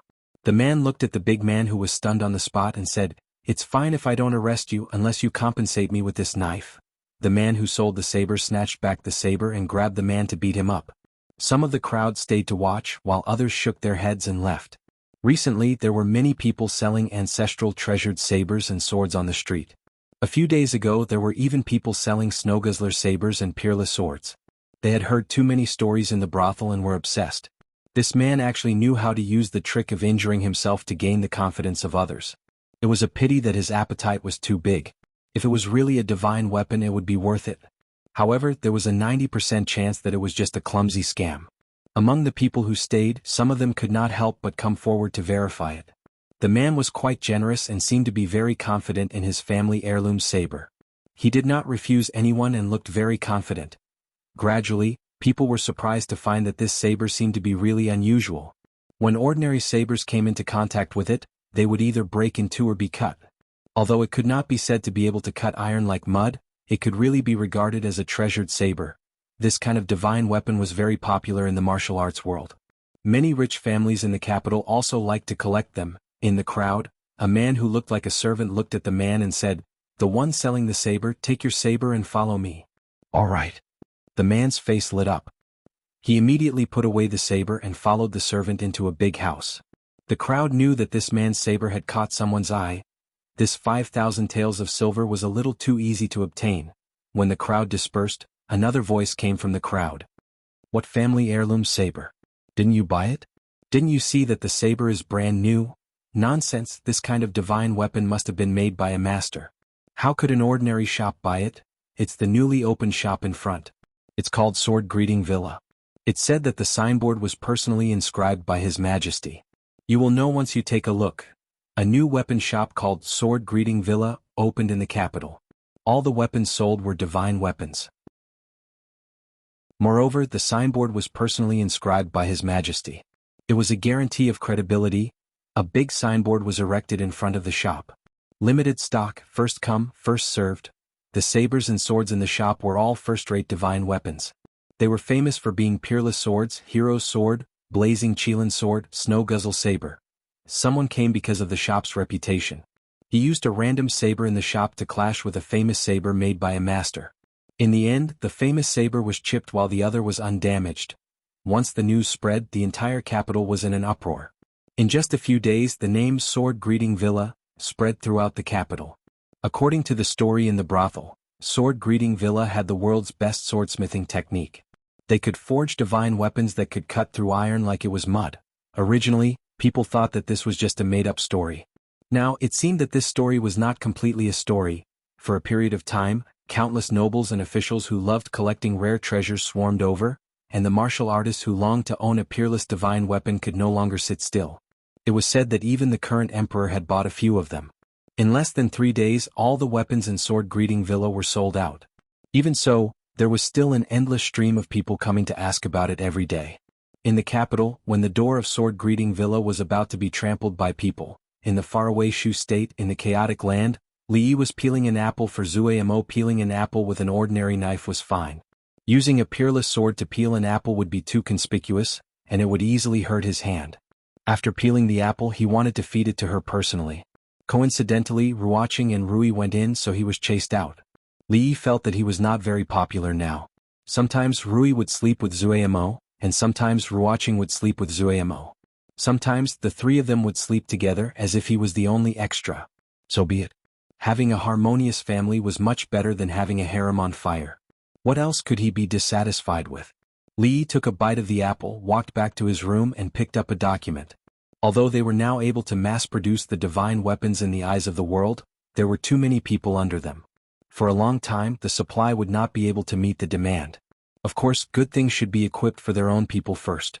Except for the batch that was transported to the capital, there was no outflow for the time being.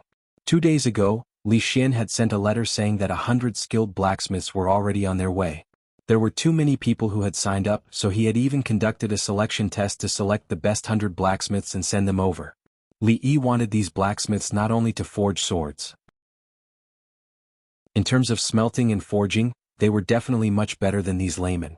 He also hoped that they could take a big step from theory to practice and come up with something more practical. Halfway through eating the apple, he looked up and saw Fang walking over from a distance.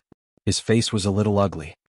He looked at Li Yi and said, "Young master, there is news from the Wu Kingdom, there is news from the Wu Kingdom." Chapter 1046. For the sake of Mississippi Lu's precious disciple, Li Yi had sent people to the Wu Kingdom to gather information a long time ago. During this period of time, news came in one after another. They were all about the stalemate between the forces loyal to the late emperor and the imperial court of the Wu Kingdom. It was neither good nor bad. However, judging from Fang's current expression, it could not be anything good. Li Yi took a letter from him, opened it and looked at it.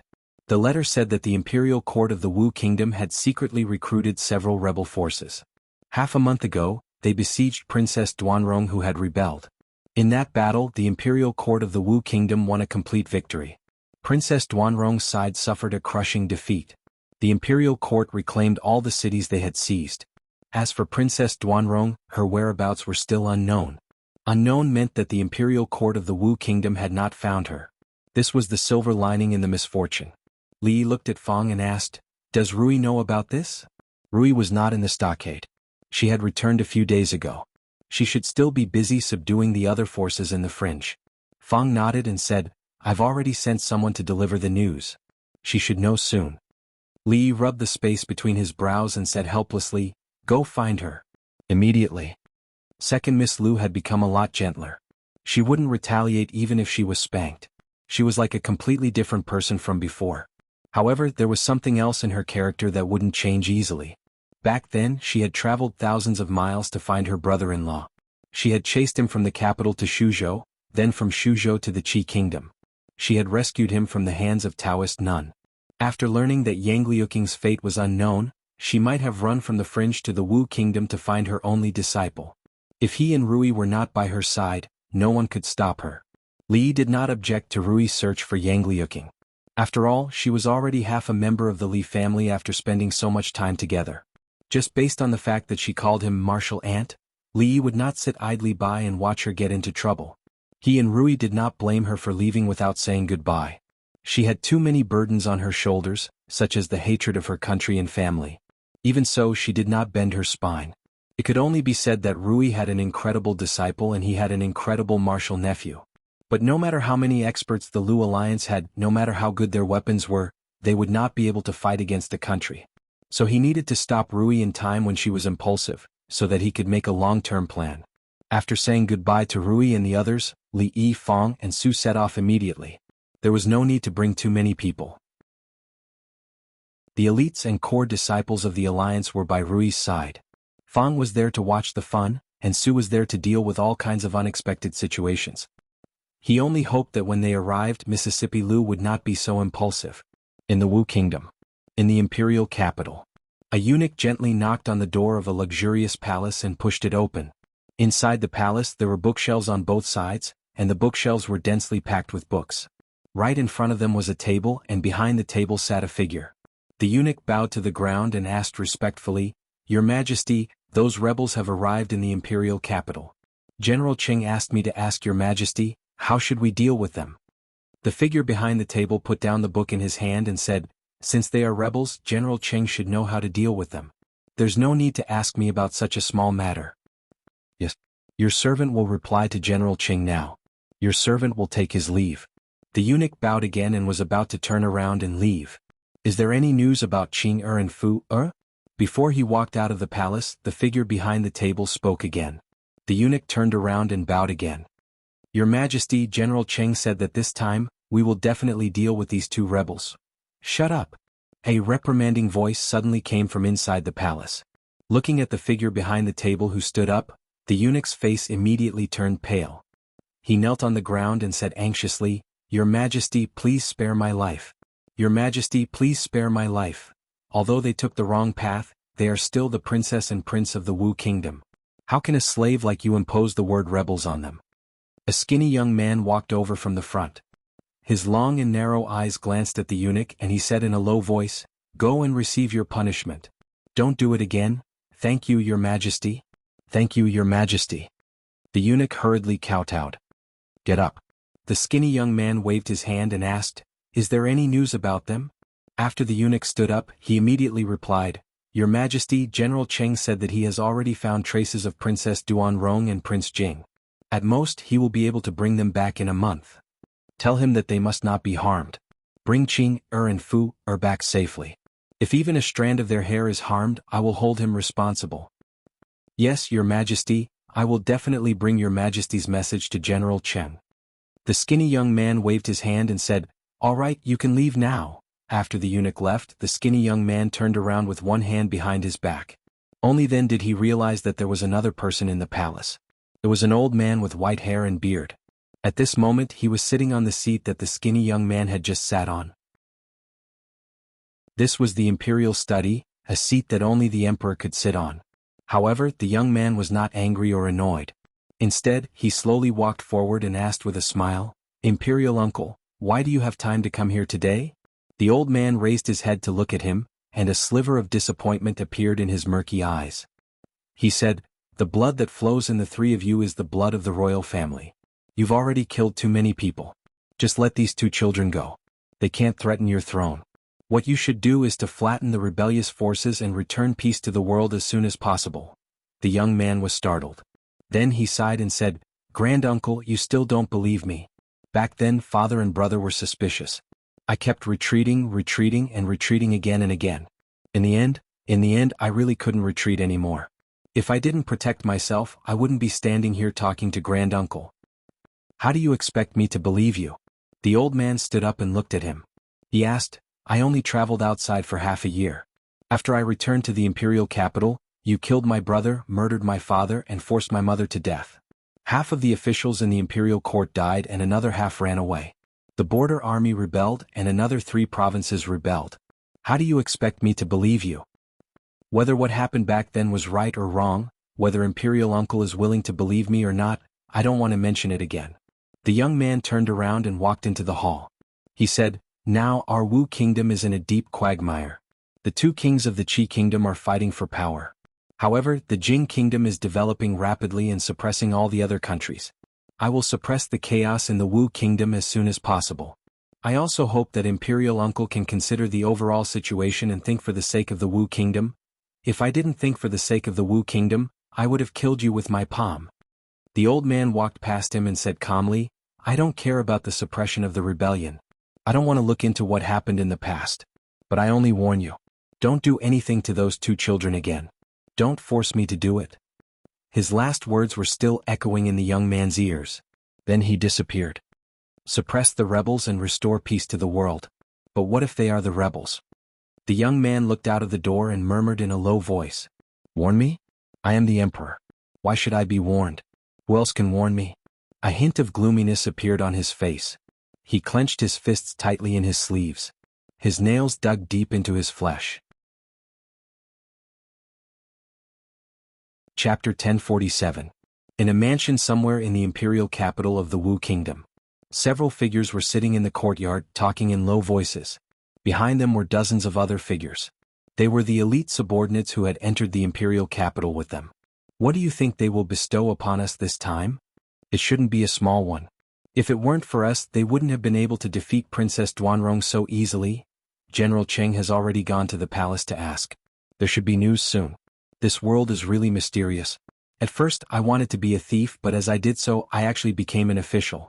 I never dreamed that I, Big Head Ma, would be able to wear the hat of an official for the rest of my life. The few of them were all rebels. After the Wu kingdom fell into chaos a few years ago, they rose up in revolt and proclaimed themselves kings. A few days ago, they were recruited by the imperial court and worked together with the imperial court to defeat another powerful rebel army. This time, they had come to the capital to receive their rewards and be promoted to officials. As they were talking, someone suddenly knocked on the door. Immediately, someone stood up and said with a smile, "Could it be that General Cheng has returned?" He personally went to open the door and saw the familiar face of General Cheng. "Haha, General Cheng, from now on we are colleagues." Puff. Before he could finish speaking, his body suddenly trembled. He lowered his head to look at a spear that had pierced through his chest. Blood flowed from the corner of his mouth as he looked at the man in front of him and said in pain, "You." The man calmly pulled out the spear and then waved his hand. "Release the arrows." Rows of archers immediately swarmed in. In the courtyard there were endless curses and screams. "Cheng, you didn't keep your promise. I won't let you off even if I become a ghost. What are you doing? We're on the same side, we're on the same side." In the land of chaos, near the top of a mountain in the Wu kingdom, a man with a dignified appearance was pacing back and forth in the hall. There was a hint of anxiety on his face. "Report." A figure quickly rushed in from the entrance of the fort. After rushing in, he knelt on one knee and said loudly, "Reporting to General Wei, Her Highness was ambushed by the imperial court in Lin province.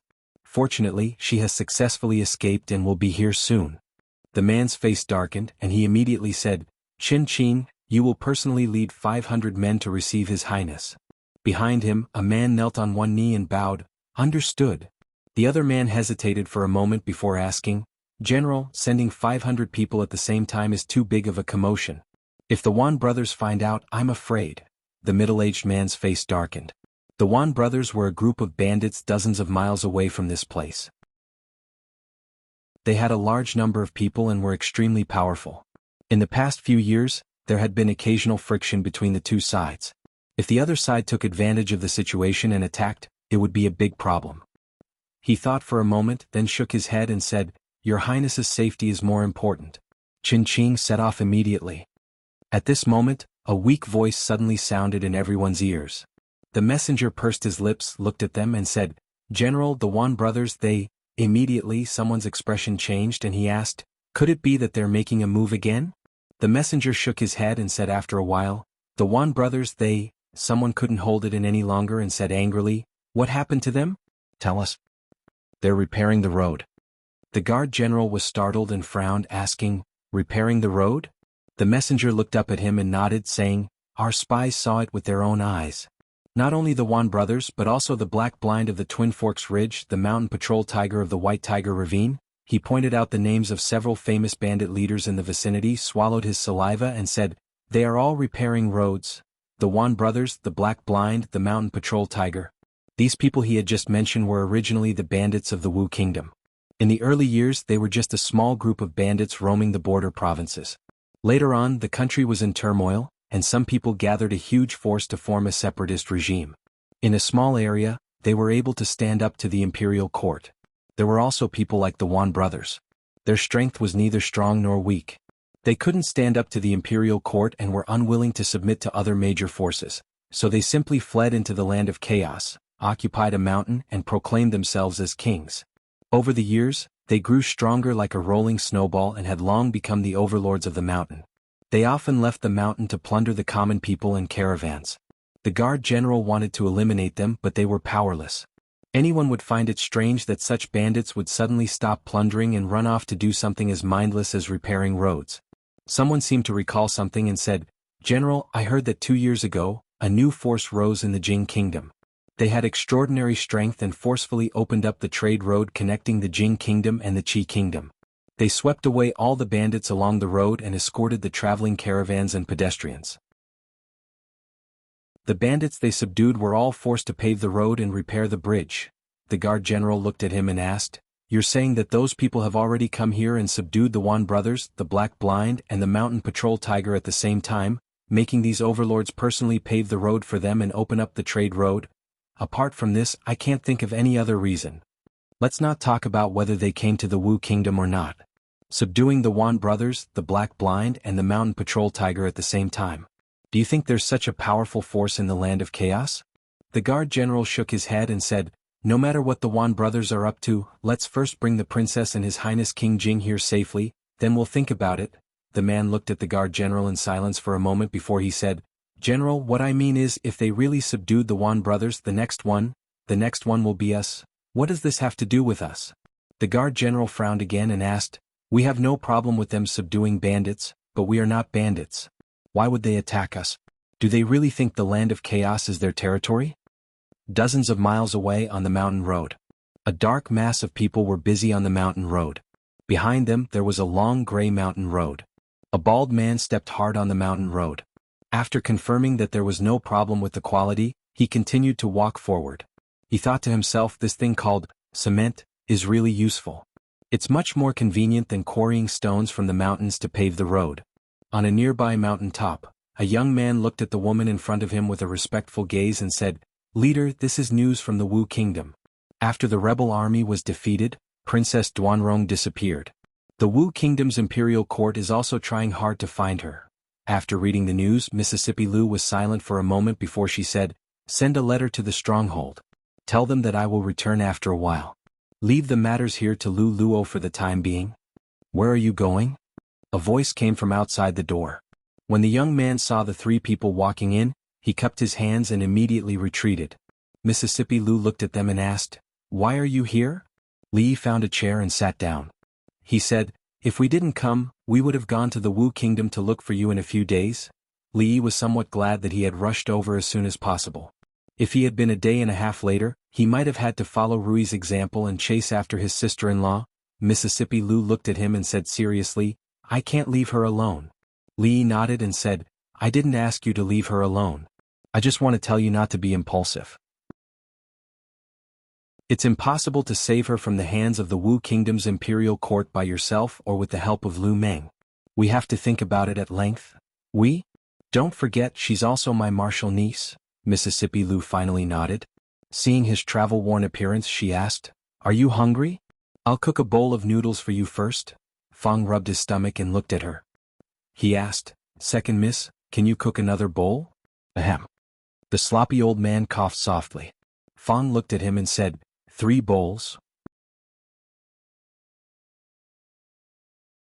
Chapter 1048. The conditions in the mountains were harsh. Unlike in the stockade village, they couldn't eat delicacies here. They could only eat noodle soup with a few green vegetables floating on top.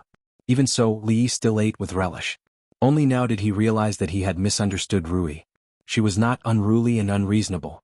She could be brutal and violent, gentle and virtuous, proud and charming, and domineering. Marrying a girl like her was equivalent to marrying several at the same time. God was really kind to him. Old Fong was also eating happily. He had truly lived a hard life, so he never haggled over what he ate. The sloppy old man didn't care either. In his eyes, there was only Wu Dao and second granduncle, and perhaps Changda and the Taoist nun he had been longing for a long time. After eating and drinking to their heart's content, it was time to get down to business. Whether it was Mississippi Lu alone or with the elites of the Lu League, it was not a good idea to rashly enter the Wu Kingdom to look for Yangliuking.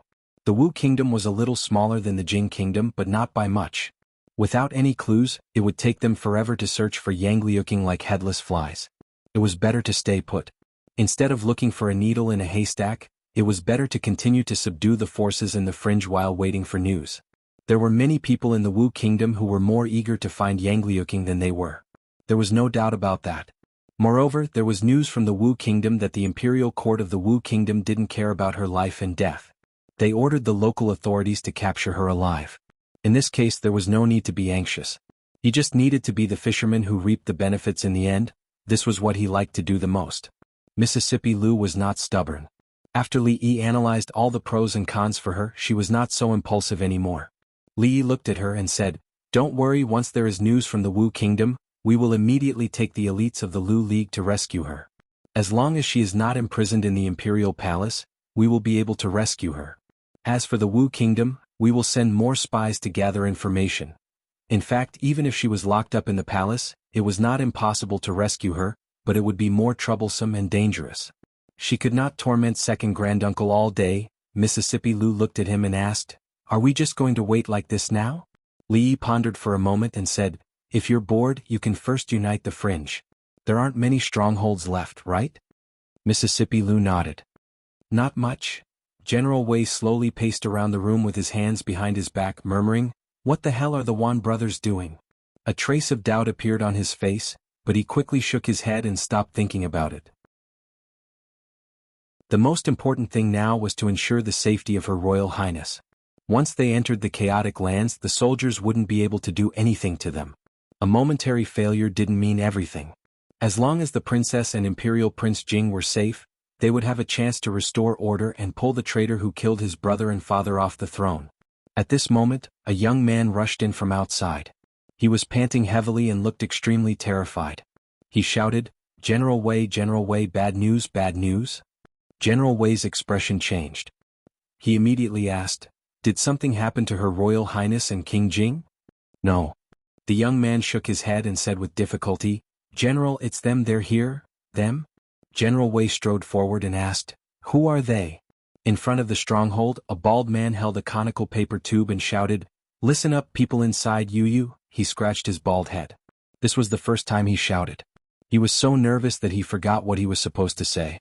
A trace of embarrassment appeared on his face. The next moment, he raised the paper tube and continued to shout, "Put down your weapons and surrender. Those who obey me will prosper, those who oppose me will perish." Behind him, there was a dense mass of people.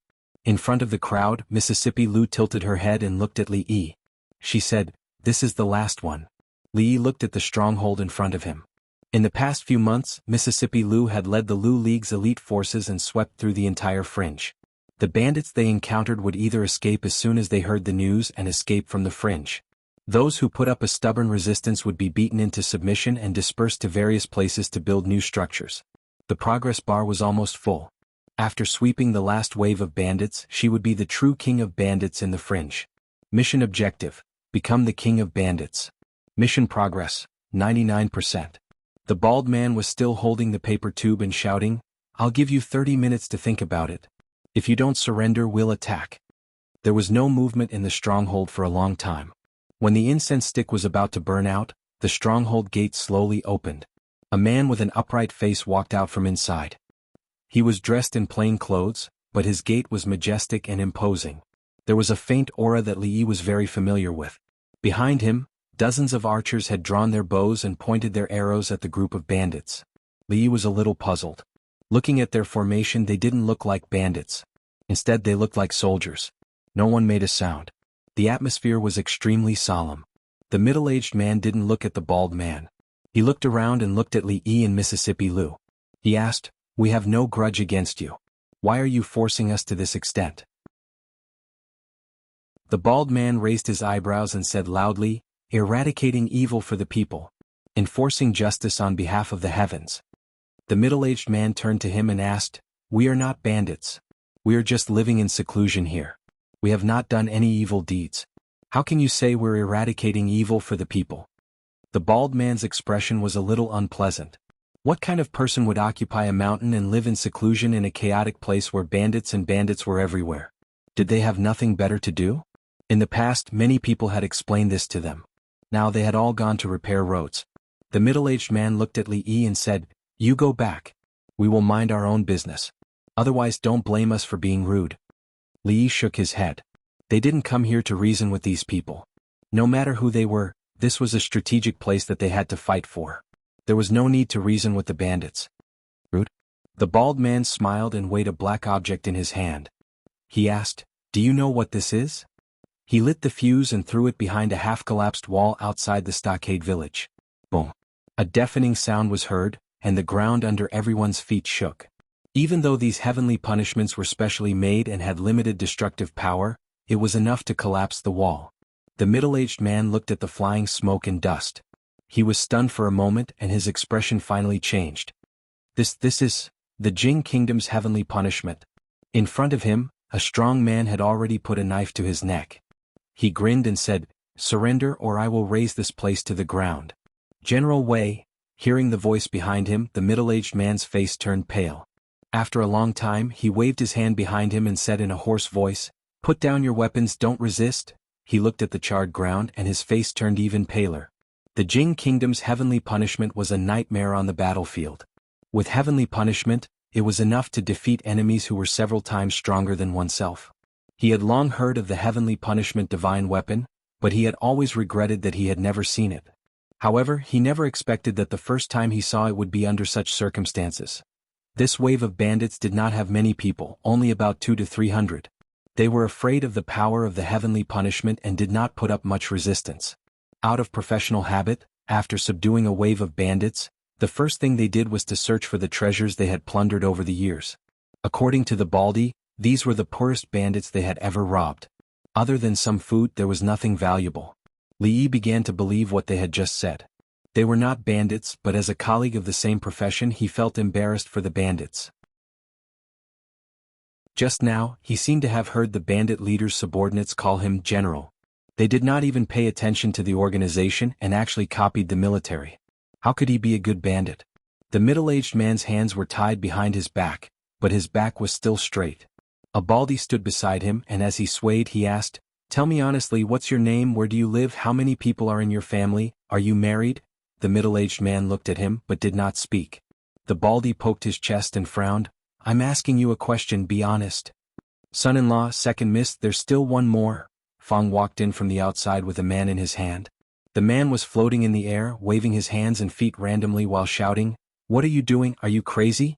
I have something important to report to General Wei."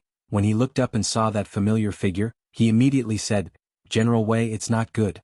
Her Highness the Princess is surrounded by the Imperial Army in the Thorns Ridge. Deputy General Qin and 500 soldiers are fighting with their lives on the line. I'm afraid they won't be able to hold on for long." Before he finished speaking, he widened his eyes, looking at the General Wei who was tied up like a fried dough twist. "General, what is he playing at?" Li Yi looked at him and after being startled for a while, he asked, "What princess?" The man glared at him and said angrily, "Are you stupid? Of course it's Princess Duanrong." Chapter 1049. Princess Duanrong. Li Yi and Mississippi Lu looked at each other, then shifted their gaze to the man and asked, "What did you just say?" "Say it again." "Shut up." The tied-up middle-aged man glared at the man, breathing rapidly and his eyes almost popping out of their sockets. He began to struggle strenuously. The rope on his body rubbed red marks on his exposed skin. No matter how slow the man who was brought over by Fong was, he knew that General Wei was tied up like this and was definitely not playing some indescribable game. Looking at Li Yi and Mississippi Lu, he said with a trembling voice, You, who are you?" Li Yi looked at the middle-aged man and shook his head. "Don't waste your energy. The more you struggle, the tighter the rope is." He didn't know who had just tied the rope in such a shameful way. He looked at Lao Fong and said, "Untie him." As soon as the rope was untied, the middle-aged man suddenly rushed out of the village. Of course he was stopped by Fong. He lowered his voice and roared, "Let me go, I have something important to do. When I come back you can do whatever you want of me." "What's the use of going alone? Are you going to die?" Li Yi looked at him and said indifferently before asking, "The princess he mentioned just now, is it Princess Duanrong of the Wu Kingdom, Yangliuking?" The middle-aged man no longer struggled and looked at Li Yi with a burning gaze. "How do you know the princess' name?" Li Yi signaled Fong to let him go with his eyes. Mississippi Lu had already walked to the side and was whispering something to Bai Su, who had a small chest. Li Yi looked at the Baldi beside him and said, "Let them all go." The middle-aged man stood in a daze. He had experienced several ups and downs in a short period of time. Even if his mind was extremely firm, he still couldn't calm down for a while. Fong patted his shoulder and comforted him, "Don't be nervous, we're on the same side." Thorns Ridge. The Thorns Ridge was located at the border of the Wu Kingdom, and several dozen kilometers deeper into the Thorns Ridge was a chaotic land without jurisdiction. The nearby civilians and merchants wouldn't easily set foot there. Thorns Ridge, somewhere in the forest. The deputy general named Qin Qing wiped away the blood on his forehead and said in a hoarse voice, "Princess, I will lead 200 men tonight and we will fight our way out. When the time comes, We will stop them while the rest of us will escort you and His Highness King Jing to the north. Once we reach the fringe, we will meet up with General Wei and they won't be able to do anything to you too." Opposite him was a young woman with disheveled hair and bloodstains on her body. However, there was no fear on her face. Her gaze was sharp as she shook her head and said, "Tonight's surprise attack, everyone retreat with me, Princess." Chen Qing looked at him and said in a deep voice, "We have been forced to this point and there is no way out. This general hopes that your highness will not be stubborn and will look at the bigger picture. Imperial sister, I don't want to die, I don't want to die." A 13 or 14-year-old youngster staggered over, wiped his tears and cried, "Let's surrender, they won't kill me if we surrender, I don't want to die." Yang Liuqing looked at him with a complicated expression, but didn't say anything. Chen Qing looked at the youngster before him, clenched his teeth and said, "Your Highness King Jing, surrendering is useless, they won't let us go." A trace of resentment suddenly appeared on the youngster's face. He pointed at him and loudly said, "It's all your fault, it's all your fault, if you hadn't killed so many of their people, they definitely wouldn't have killed us. Shut up." Yang Liuqing finally couldn't help but berate. He looked left and right and said, "Take him away."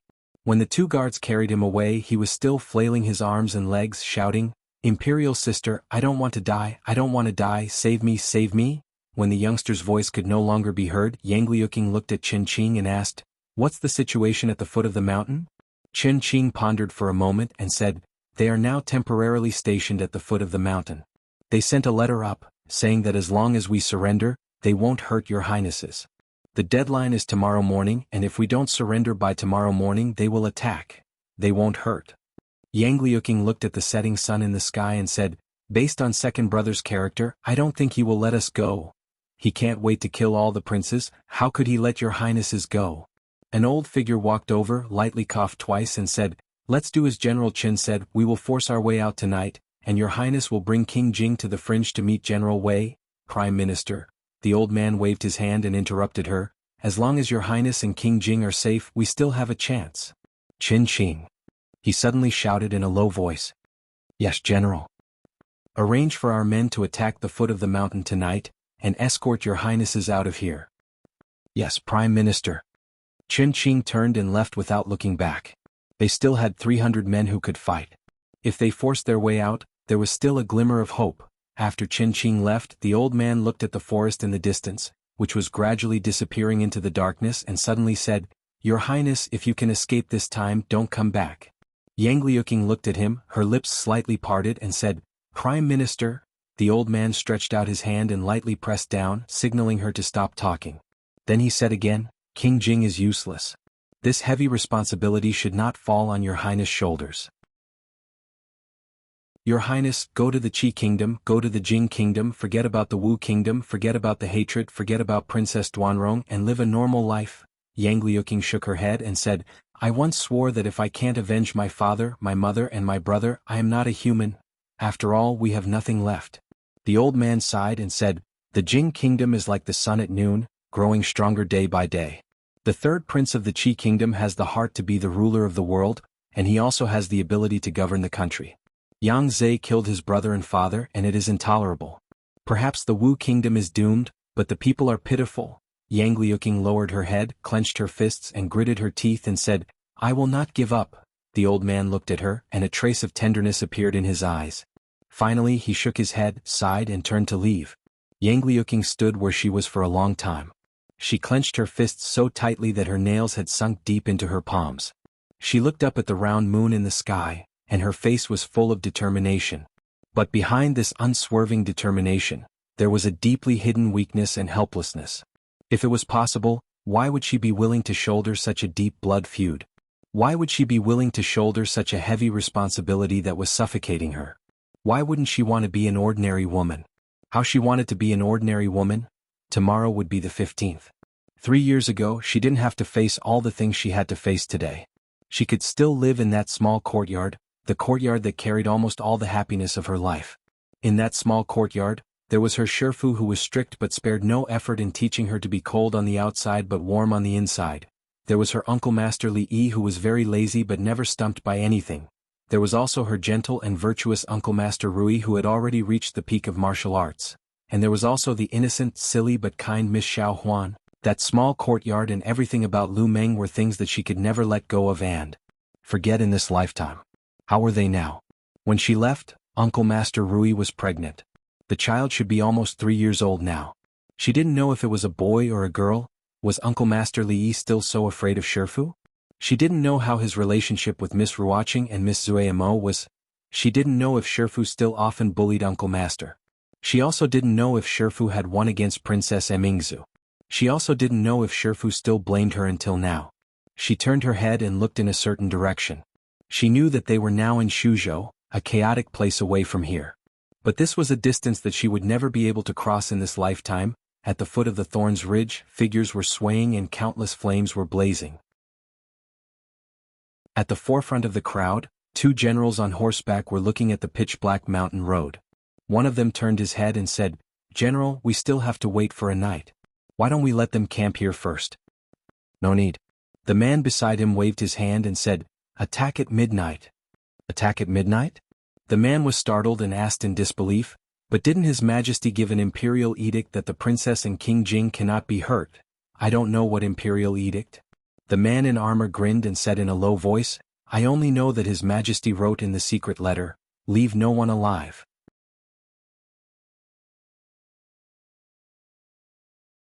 Chapter 1050. The moonlight shone brightly above the Thorns Ridge. Several hundred figures were gathered in an open space. A man named Qin Qing was arranging something in a low voice. "Bai Chuan, lead 200 men and follow me to break out from the east." "Yes, sir." A thin man knelt on one knee, cupped his fists and said loudly, "Gu Yuan, lead the remaining 100 men and escort the 2 royal highnesses and the Prime Minister away. Head north. Once you enter the land of Bedlam, General Wei will send someone to receive you." Another man respectfully replied with a solemn expression, "Yes, sir." Qin Qing's gaze swept across and said, "Remember this well. At all times and under all circumstances, you must ensure the safety of the 2 royal highnesses." In the distance, Yang Liuqing looked at the 300 soldiers that were quickly mobilized. She clenched her fists and revealed a trace of grief. "Your Highness must remember to prioritize the overall situation." An old voice came from behind her. She loosened her clenched fists, looked at the old man and softly said, "The mountain road is difficult and inconvenient. General Chen will arrange for a few people to take turns to carry the Prime Minister, but it will inevitably be bumpy. The Prime Minister will have to endure a little." The old man smiled and waved his hand, saying, "This old man was born in Sangzhou and will be buried in Sangzhou. It can be considered a perfect ending. There is no need for such torment."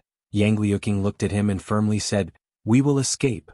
Below the Thorns Ridge, a figure came from the side, walked to the front of the formation, bowed and said, "General, there is news from above.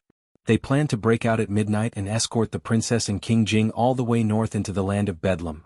The general, covered in full armor, patted the horse's head and said, "Midnight?" He smiled and said, "Pass down my order. Bring forward the time of the attack by an hour." "Yes, sir." In the land of Bedlam, the mountain ranges shrouded in darkness were like giant hibernating beasts. On the backs of these giant beasts, there were figures rapidly moving. Because Wei Liang's movements were too slow, he was carried on the back of a tall man. The man's skeletal frame made him feel pain, and the violent jolting made him dizzy and almost vomit. The man seemed to have noticed something. He turned around and said, "If you dare to vomit on me, I will throw you down from here." Wei Liang endured the disgust and asked with difficulty, May I ask this warrior, do you have a relationship with Her Highness?" Up until now he still hadn't figured out what had happened.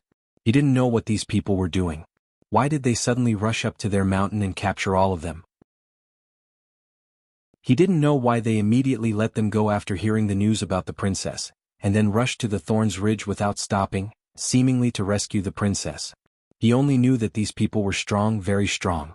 Any one of them could take down a dozen or even dozens of his resisting subordinates. His subordinates were all well trained, and they were all fierce soldiers who had fought on the battlefield. The weapons of these people were also very sharp. When his side swords and sabers clashed with them, they would either be chipped or simply broken into 2. They were highly skilled in martial arts, and each of them was equipped with a magical weapon. More importantly, they had that terrifying sky law. If they were really going to rescue the princess, Wei Liang's heart finally surged with infinite hope. "You're talking about Miss Yang?" The man smiled and said, "Of course we're familiar with each other. She scolded me a lot at that time and even robbed my position on the heaven list. This time I have to get back at her. Wei Liang didn't understand a single word of this man's words. However, it didn't matter. As long as they were going to rescue the princess, that was enough. He looked ahead and a hint of joy appeared on his face. He said, "The Thorns Ridge is up ahead." Silhouettes leaped out of the forest one after another. They could already vaguely see the flickering flames in front of them. At the foot of the mountain, a deputy general looked to his side. After pondering for a moment, he asked, "General, if we really kill the princess and King Jing, won't swords have no eyes? It's normal to have some accidents on the battlefield." The general glanced at him and said, "When the time comes, hand over the person who accidentally killed the two princes and asked to be demoted from his position." "Demoted from my position?" The general looked at him and said with a smile, "Just wait for 2 more years. In the future there will be glory, splendor, and wealth that you won't be able to enjoy." Just as his voice fell, a soldier suddenly came forward and reported, "General, someone is coming from behind." "Someone is coming?" The general frowned and asked, "Who?" "There are a lot of them, about 200 people. We don't know their identities, but they are rapidly approaching." The general turned his horse around and said in a deep voice, "Inform everyone to prepare to meet the enemy." They had 1,000 people attacking the mountain, and another 1,000 people guarding the foot of the mountain. Wouldn't it be easy to deal with these mere 200 people? The figures on the opposite side stopped about 100 feet away from them. Although the moon was bright, they couldn't see clearly until the other side also raised their torches. Then he saw a bald man walking out. His head was glowing under the light of the torches, and he was holding something in his hand. "People on the opposite side, listen up. You've been surrounded, 200 people against 1,000, and he dared to say that he was surrounded." Hearing the loud voice coming from the opposite side, the general's face darkened. Suddenly he saw a familiar figure behind the bald man. Wei Liang. He didn't expect to be able to catch all the rebels in one fell swoop this time. He waved his hand and said, "They're all traitors and rebels. Kill them all, don't leave a single one alive." "Wait a minute." The bald man on the opposite side suddenly shouted. The general raised his hand and the soldiers behind him stopped in their tracks. He wanted to hear what this bald man had to say in the face of death. Then he saw a little flame appear in the bald man's hand, and he struggled to throw something in his hand. That thing rolled to his feet. He sat on his horse and looked out. Boom. After an even more dazzling firelight, he couldn't see or hear anything. After this explosion, the army of nearly 1,000 people was left with only a series of screams and wails. At some point, someone finally couldn't help but scream. "This heavenly punishment, this is heavenly punishment. It's heavenly punishment, this is heavenly punishment." General Wei died in battle.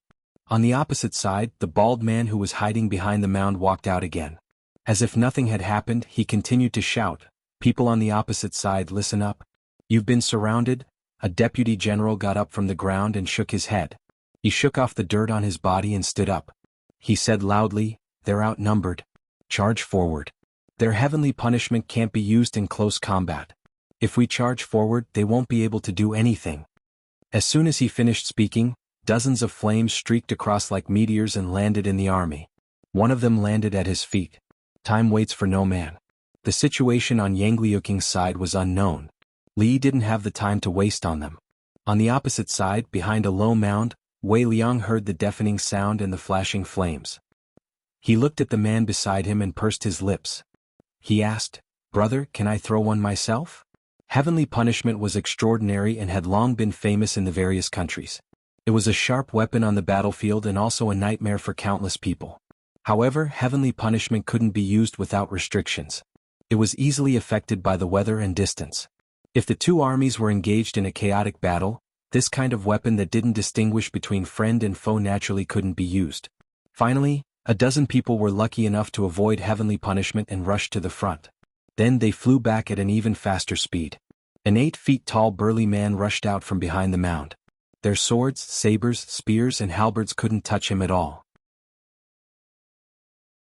When they were hit by him, their bones were broken and blood foamed from their mouths. Some people clashed with their weapons. Their weapons broke, then their bodies. Some people only saw the flashing sword lights in the sky and then nothing else. Some people stood there in a daze. They put down their weapons and raised their hands. Then, tens and hundreds of people. Wei Liang looked at the dozens of people who walked out and then looked back. There were even more people watching from the back. He finally began to realize what kind of monsters had attacked their mountain today.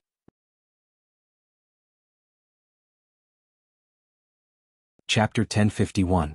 The Lu Alliance had 200 elites and countless experts on the Heaven List and Earth List.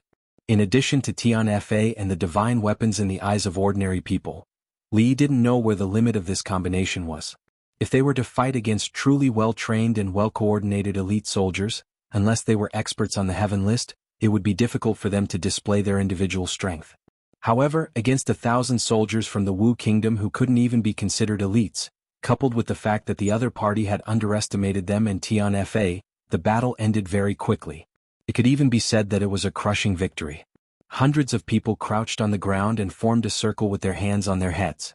In reality, after the two high-ranking generals had died, the remaining soldiers had seen how terrifying Tian Fa and the few experts on the Heaven List were.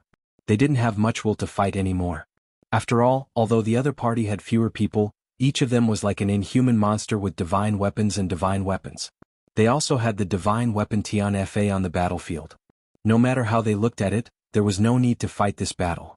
Wei Liang had fought for half his life and had seen and even personally participated in many battles where the weak won against the strong. However, this was the first time he had seen such a simple and unpretentious way of winning. He was worried about the princess, so he didn't think too much. He quickly walked forward and grabbed a person's collar. He asked, "Where's the princess? Where's Her Highness?" After a while, he ran to Li Yi's side with an anxious expression. He said, "They have another 1,000 people who have just attacked the mountain. Her Highness only has 300 soldiers who can fight. We have to go and help her quickly." Li Yi looked behind him and said, "Leave 50 people behind to watch them. The rest of you go up the mountain immediately." These captives had already lost their will to fight. Leaving 50 experts behind was enough. Not knowing the situation on the mountain, Li Yi didn't dare to delay and led everyone up the mountain immediately. Wei Liang walked a few steps and seemed to have thought of something. He cut off the heads of the two generals who had been killed by Tian Fa and carried them in his hands. He ran up the mountain behind everyone. "Your Highness, you should surrender. Swords have no eyes. If you hurt the two princes, it won't be good." At the top of the mountain, a deputy general looked at the figure that was surrounded by hundreds of soldiers and was desperately resisting. Yang Liuqing's pure white clothes were already dyed red with blood. Some of it belonged to her and some belonged to her enemies. Behind her, the young man named Yang Fu had already fainted from fright and was protected by two people. "You have 10 breaths time to surrender." With the help of the moonlight and the flames, the deputy general could already see what was at his feet. It was the heads of General Wei and General Xiao. He suppressed the shock in his heart and shouted, kill them quickly." Swoosh. As soon as he finished speaking, he heard the sound of wind breaking. He was shot between his eyebrows and fell to the ground. Boom. The dozens of people who had rushed up fell in a dazzling flame. The scene fell silent in an instant. Then it became a mess. No matter how strong the experts in the martial arts world were, even if they were grandmasters, their usefulness on the battlefield was limited. A group of well-trained and well-coordinated elite soldiers might not be able to do anything to a grandmaster, but it was no different from a nightmare for ordinary experts to be entangled by them. It was a pity that the group of people in front of them could not be considered elite soldiers. With the death of a few high-ranking generals, they immediately fell into chaos. A few heavenly punishment was enough to scare them out of their wits and make them put down their weapons and surrender. Of course, there were those who resisted with all their might. In the end, they really died. This was not the land of chaos. This was a battlefield. If they showed mercy to the enemy, they would not show mercy to themselves. The few generals were already dead, and those who resisted were also killed. The fact that the enemy could come up from the mountain road meant that the camp below had already been broken through by them. There was no chance of victory. The soldiers of the Wu Kingdom all put down their weapons and were quickly controlled. Wei Liang looked worried. He walked forward and asked loudly, "Where's the princess? Where's the princess?" A figure poked his head out from behind a big tree in the forest and asked, "Are you General Wei?" Ching. Wei Liang hurried forward and looked at him. He asked, "Where's the princess?" As soon as he finished speaking, a weak figure walked out from the forest. Wei Liang took 2 steps forward and knelt down on one knee. He said loudly, "I'm late to the rescue. Please forgive me, Your Royal Highness." Yang Liuqing glanced at him and did not say anything. He continued to walk forward. Li Yi and Mississippi Lu stood there and watched as she walked slowly from afar. She seemed to be injured. Her steps were not steady, and her body was swaying as if she would fall at any time. Wherever she passed, the crowd automatically opened up a path for her. She walked to the front and stood in front of Mississippi Lu and Li Yi. She slowly knelt down and raised her head. Her eyes were filled with tears. "Your disciple greets Master and Uncle Master." Wei Liang widened his eyes at this scene. He did not hesitate for long before he knelt down on one knee and lowered his head at the same time. The princess had already knelt down. As a subordinate, there was no reason for him to remain standing. Chen Qing, who also did not know what had happened, also knelt down beside him. He temporarily suppressed his doubts. More and more figures walked out from the forest. They could not care less about the feeling of surviving a disaster. When they saw the figure kneeling in front of them, they were dazed for a moment. Then they immediately knelt down. Mississippi Lu lowered her head and looked at her. It was unknown how long she looked before she slowly spoke. "Get up." She did not get up. When she heard this familiar voice, a deep sense of exhaustion came from the depths of her soul. Her body softened and she fell to the side.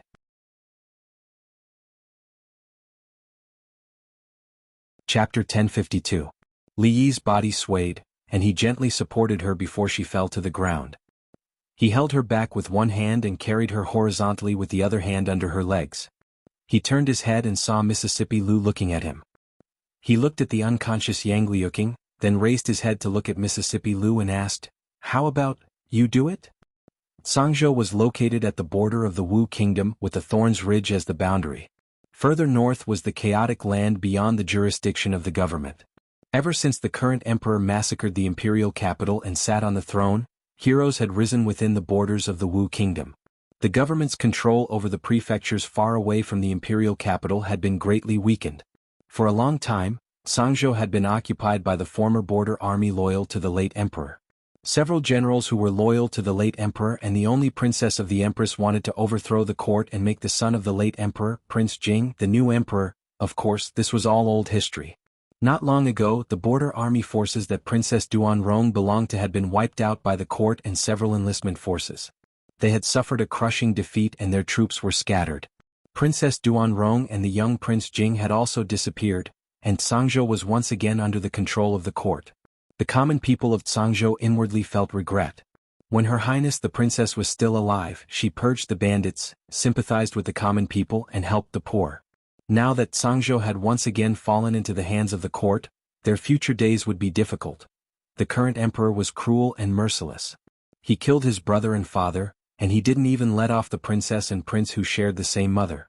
It was said that last night, the government had dispatched more than 2,000 soldiers to encircle and suppress Princess Duanrong in the Thorns Ridge. The common people didn't dare to make a sound, but they were secretly indignant. Weren't these heartless people not afraid of the wrath of the heavens? Speaking of the wrath of the heavens, last night, around midnight, the Thorns Ridge was filled with heavenly thunder and flames soared to the sky. The deafening noise could be heard even in Sangzhou city. That night, many people in the city were awakened, their hearts trembling. In the morning there was news that last night, the government had dispatched more than 2,000 soldiers to encircle and suppress Princess Duanrong, but they hadn't returned. Immediately, countless people guessed that their actions must have angered the heavens, causing the gods to be enraged and send down heavenly lightning and earthly fire, leaving all those people there. Of course, these were all rumors. At this moment, at the foot of the Thorns Ridge, there was a group of people looking at the tragic scene of corpses strewn all over the mountain, and they couldn't help but vomit. "Dead, they're all dead, even General Wei and General Xiao. Quick, quick, send a message to the royal capital." In the Bedlam lands there was a winding mountain road that spiraled up the mountainside. At the front were several carriages and behind them were nearly 100 people. Wei Liang finally knew why the Wan brothers and the others were forced to repair the road.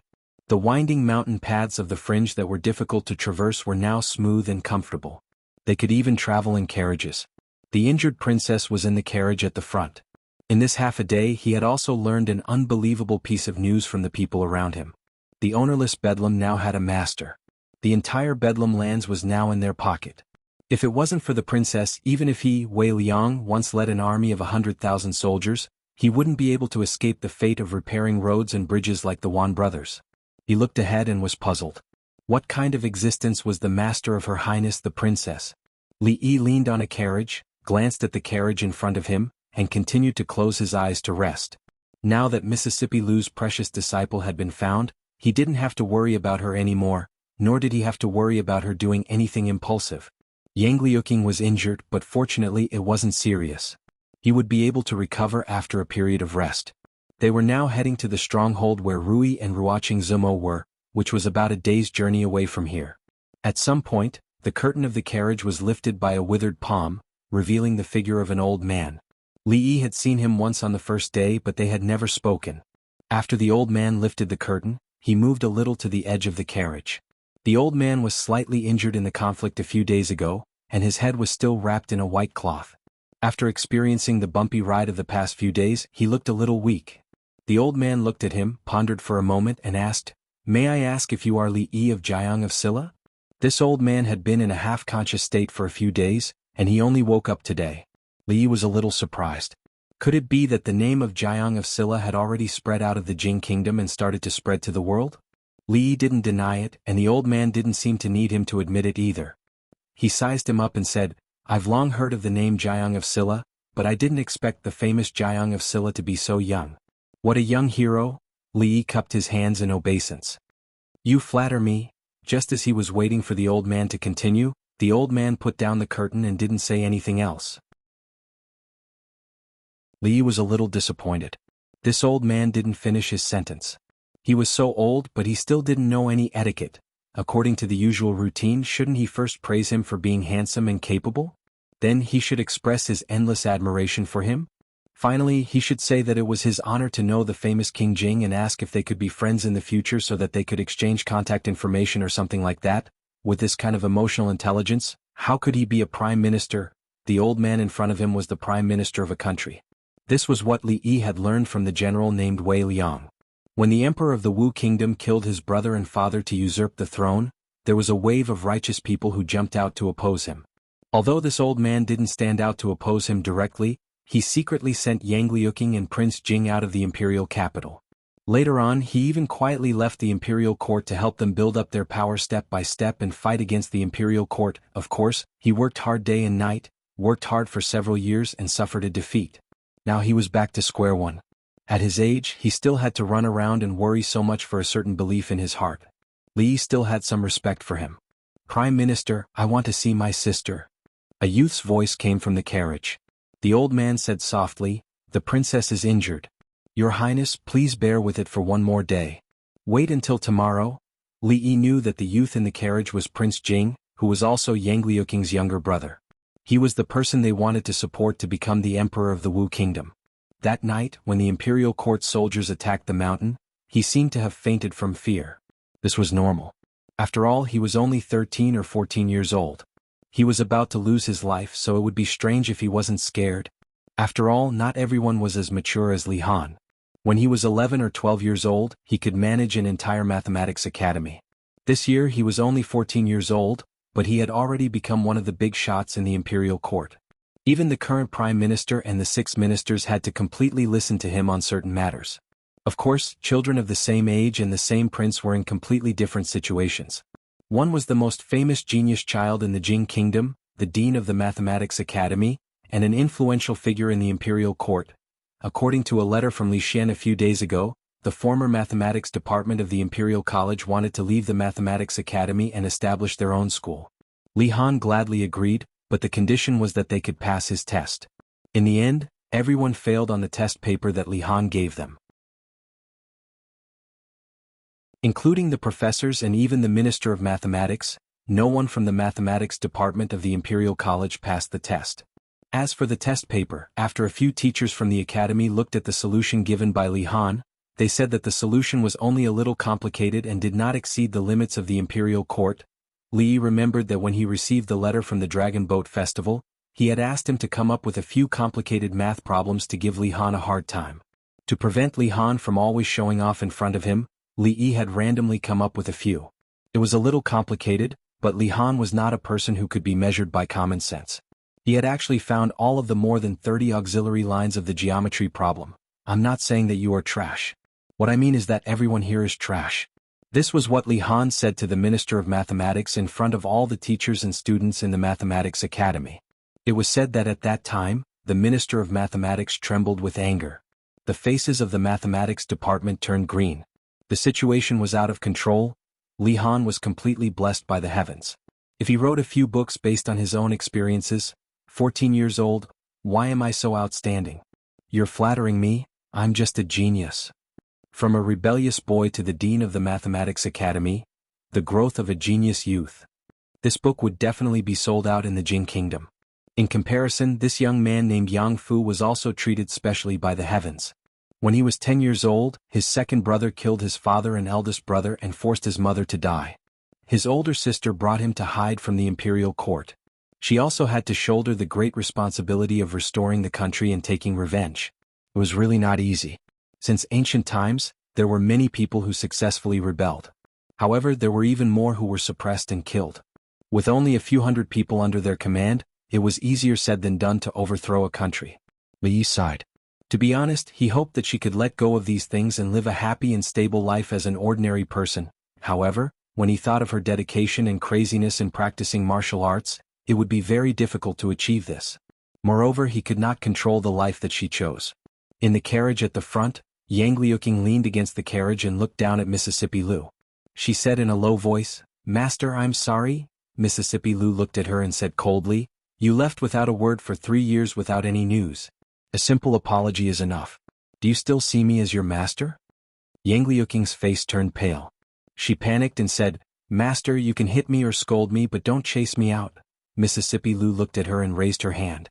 Yang Liuqing raised her head and closed her eyes. Smack. A crisp sound came from the carriage. Yang Liuqing opened her eyes. After a moment of shock, she covered her butt and blushed. "Don't do it again." Mississippi Lu glanced at her and jumped out of the carriage.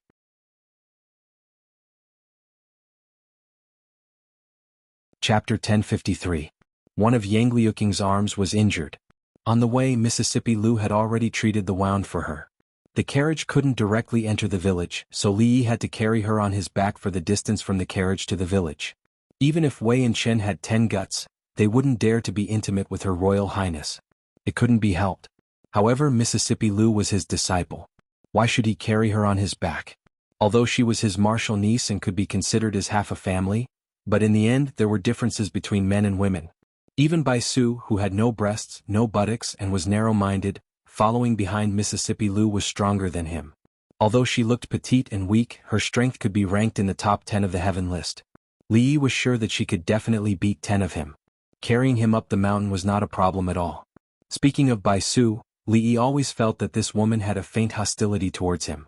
It wasn't just because he accidentally touched her non-existent breasts last time. That look in her eyes, it seemed, as if he had stolen her man. After she looked at him with that kind of look for the umpteenth time, Li Yi finally couldn't stand it anymore. He glanced at her flat chest and said seriously, "I like women." This explained that touching her chest last time was purely an accident. After all, compared to Rui, she could only be considered as half a woman. It also explained that he wouldn't steal her man. There was only one man who usually hung around her. Did this girl like Fong? Bai Su looked at him with a resentful look. She gritted her teeth and said, "Me too." Li Yi was stunned on the spot. Did she mean that although she had no breast, she was still a woman, implying that he could like her? Or, did she like women as much as he did? It should be the former. He sighed. There were so many women in the world. He couldn't fall in love with everyone he met. It was enough to take care of the few women in his family. He could only let the thousands of women represented by Bai Su be sad and disappointed. Yang Liuqing was arranged to stay in the prince's mansion. Rui and the others had already received the news. They were talking in her room. Li Yi stretched his muscles and walked out of the mansion. The most important thing for her now was to recuperate. It would take about a few months to recover to her peak state. When she was better, Zumo and the others should also be tired of living in the mountain. Then they would return to Shuzhou together. As for other things, they would take their time to consider. Wei Liang and Qin Qing stood on the dustless street paved with blue stones. They looked at the bustling crowd and the rows of shops on both sides of the street in a daze. A hawker carrying a pole passed by them, and the sound of reading came from the school not far away. They even saw a rough man walking while shaking his head and reciting the words, "Raise your head to look at the bright moon, lower your head to think of your hometown."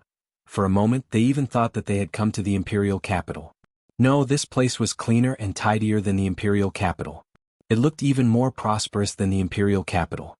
There were many things that they had never even heard of in the street shops. There was actually such a place in the chaotic land where bandits were rampant and everyone despised it? They suddenly felt a little inferior. Yang Fu did not feel inferior. He swallowed and stood in front of a small stall on the street.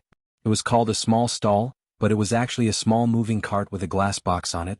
He had seen glass before, but he had never seen such a big glass box, and he had never seen people using glass as a box to sell things. Inside the transparent glass box was food that he had never seen before. It was strung together on skewers and looked crystal clear. He knew that it was food because there was a little fatty of his age next to him who was holding a skewer and licking it happily.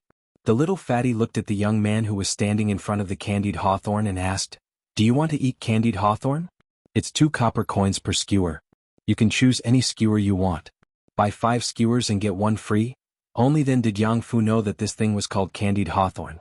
He was a prince. In the past he could eat whatever he wanted. Things that flew in the sky, swam in the water, and all kinds of delicacies. But that was in the past.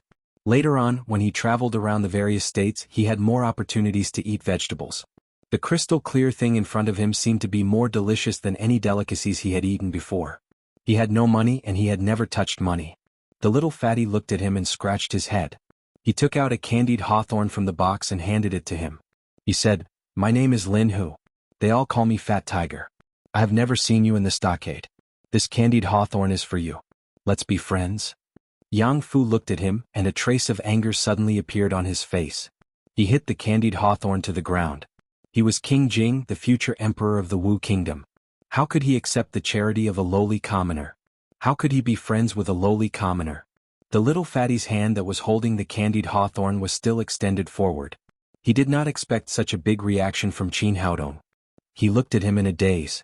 Yang Fu fiercely stepped on the candied hawthorn a few times and said angrily, "I don't want to eat your stupid candied hawthorn, and I don't want to be friends with you. I don't want to be friends with you either." The little fatty looked at the candied hawthorn that he had stepped on and sniffed. He looked at Qin Haodong and said, "You have to pay." Yang Fu glanced at him and said disdainfully, "I won't pay." The little fatty frowned and said, "You are making things difficult for me, Fat Tiger." Yang Fu raised his eyebrows. "So what if I make things difficult for you?" The little fatty looked down at the mess on the ground and said, "Then do you dare to spit on the ground again?" Bah! Yang Fu spat on the ground and looked at him.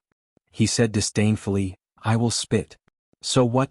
The little fatty turned around and waved at a man wearing a red armband on the street. He said, "I want to report someone. Someone spits on the ground and litters everywhere." The man quickly walked over and asked, "His Highness is back, but he still dares to commit crimes. Little brother, tell me who is so unethical." The little fatty pointed at the youth opposite him and said, "It's him. Whose family's little brat is this? It's time to teach him a lesson." The burly man said as he tucked the handsome but immoral little brat under his arm. He then turned around and walked towards the direction of the school. Let me go, let me go. How dare you? I will punish you." Yang Fu was almost vomited by the strong smell of a fox. His face turned green and his limbs flailed wildly. "Stop. Let go of His Highness." 2 shouts rang in his ears.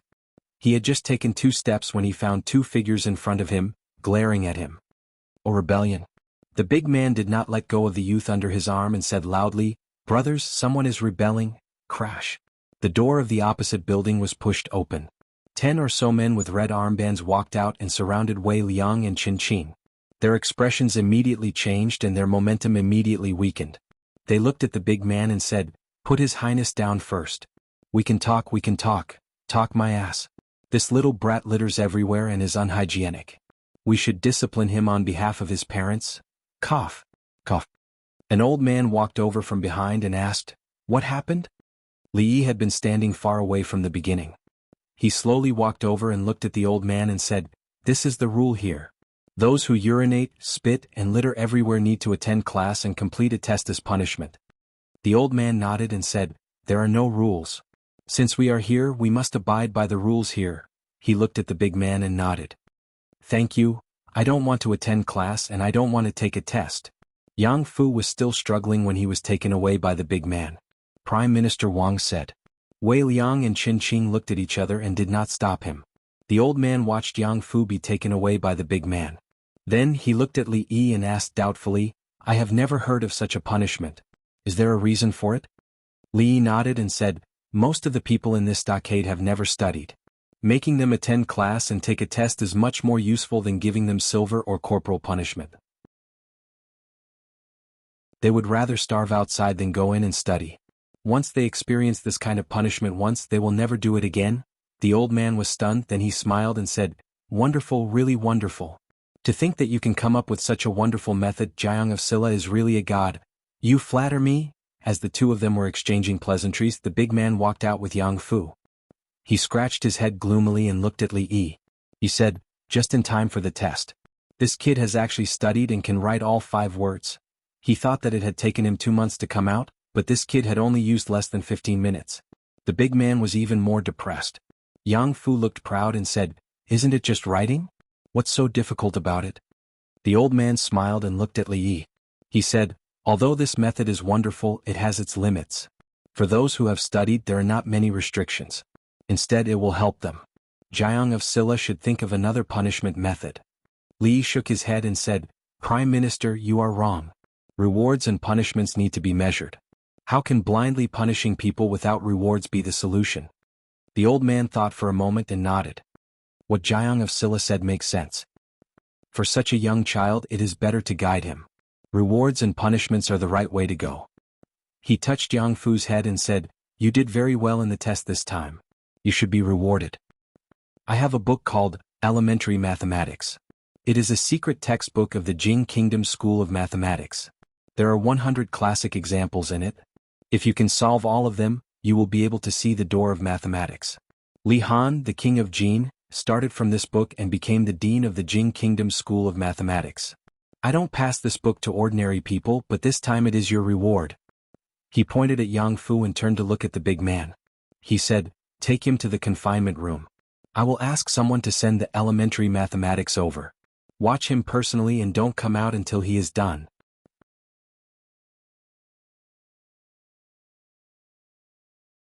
Chapter 1054. Li Han and Yang Fu were about the same age and they were both princes. Therefore, Li Yi would always compare the two of them, whether intentionally or unintentionally. The result of the comparison proved a problem. There was still a gap between people and princes. At the same age, one of them was already in charge of a mathematics school, stirring up the court, reaching the peak of his career, but he was still flirting with girls and could even roast good fish. The other one was still showing off his power as a prince because of a candied hawthorn. It was obvious who was better. Of course, this was also related to their respective circumstances. Li Han was a genius, and in the eyes of almost all his peers, he was someone else's child. He couldn't be used as a standard, as this would be a blow to more than 99% of people. Although Yang Fu was a prince, he had suffered much more than a normal child. Unfortunately, these hardships and setbacks didn't hone his inhuman state of mind. Instead, they made him more extreme and violent. This was the impression Li Yi had of him after a few days of observation. He didn't care much about this. After all, he was still a child. As long as his nature wasn't bad, there was still a chance for him to change. Of course, this was the responsibility of Yang Liuqing and Prime Minister Wang. He didn't have this obligation. Let me out, let me out. This question is too difficult, too difficult. I don't know it, I don't know it. I was wrong, I shouldn't have littered, I shouldn't have spat, I was wrong, let me out. Sister, sister, Prime Minister, General Chen, General Wei, help me. Hearing the screams coming from the confinement room, Li Yi shook his head and turned to leave. Although it was only elementary mathematics, it took Li Han a lot of time to completely understand the book with his help. If Yang Fu studied it by himself, he probably wouldn't be able to solve half of the questions in his lifetime. His goal wasn't to let him solve the questions. This wasn't the Wu Kingdom, and it wasn't the border army that was loyal to them. It wasn't a bad thing to temporarily suppress his arrogance. Wei Liang and Qin Qing stood outside the confinement room and looked at Imperial Prince Jing, who was frantically banging on the door. Wei Liang then turned to look at the old man and helplessly said, Prime Minister, look this. The old man waved his hand and said, let's follow Jiang of Silla's arrangements first. It's good to dampen his spirit. Wei Liang looked at a figure in the distance and whispered, Prime Minister, this is Jiang of Silla. This Jiang of Silla is an extraordinary person. The old man looked into the distance until Li Yi's figure disappeared. Then he said, he has done a lot of great things. The talented Prince Jin of the Jing Kingdom was trained by him. Prince Jin is younger than Prince Jing, but he can already take charge of the court and command the wind and clouds. Sigh. He let out a long sigh as a desolate expression appeared on his face. Since he is a genius, how can he be trained? Wei Liang shook his head and said, I don't think he is that powerful except for his good looks. The old man glanced at him and said, if you still want the plum's art of war, that you have been dreaming of, you better not think that way. What? Wei Liang looked at him in surprise. Because that book was written by him.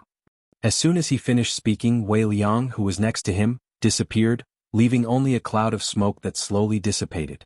On the other side, the general named Qin Qing opened his mouth and looked at the old man. He asked in disbelief, Prime Minister, did he really write the Plum's Art of War? How could it be? He is so young. Plum's Art of War was a magical book that existed in the hearts of the generals and soldiers of various countries in recent years. It was said that this book recorded countless ways to defeat the enemy on the battlefield. It was very mysterious. Unfortunately, this book was tightly controlled by the military of the Jing Kingdom and was not leaked to outsiders. They only heard of this book's name. They only knew that the armies of the Qi Kingdom and the Zhao Kingdom had suffered a lot because of this book. General Wei had admired this book for a long time. It was understandable that he couldn't control himself when he heard this news. Is it wrong to be young? The old man looked at him and asked, is the Emperor of the Jing Kingdom young? Is the Princess Royal who assists the government young? Is the third prince of the Qi Kingdom young? Is Prince Jin Li Hanyan young? His question made Qin Qing speechless. The Emperor of the Jing Kingdom devoted himself to developing the country with science and technology. The research of the Academy of Sciences had a lot of applications in agriculture and military formations. The Princess Royal of the Jing Kingdom had the talent to rule the country. She was not inferior to any wise monarch that he could name. He had also heard about the deeds of the third prince of the Qi Kingdom, Zhao Yi. As for Prince Jin of the Jing Kingdom, Prime Minister Wang often mentioned this name, which often made him doubt that he had lived so many years in vain. These young people really didn't leave a way for the old people to live. However, he hadn't seen the book, so he didn't know whether it was true or not. He still felt that the heavenly punishment was easy to use. It was simple and straightforward. No military strategy could compare to a pile of heavenly punishment. Seeing his expression, the old man knew what he was thinking. He said, I forgot to tell you that the heavenly punishment of the Jing Kingdom was also made by the Jiang of Silla, Li Yi. He patted on Qin Qing's chest, where there was a scar that spread to his neck. Also, if you really want to think about it, your life was also saved by the Jiang of Silla. The old man shook his head and said, if it wasn't for the suturing method he proposed, you would have died on the battlefield because of excessive blood loss a year ago. Qin Qing opened his mouth, looked down at his chest, and was stunned. The old man sighed and looked at Prince Jing, who was still howling in the room. A thoughtful expression appeared on his face. After a long time he sighed again, turned around and left slowly. Li Yi sat on the stone bench in the yard, rubbing his eyebrows and thinking about something. Yang Liuqing was injured, so it was impossible for him to raise the flag to rebel in a short time.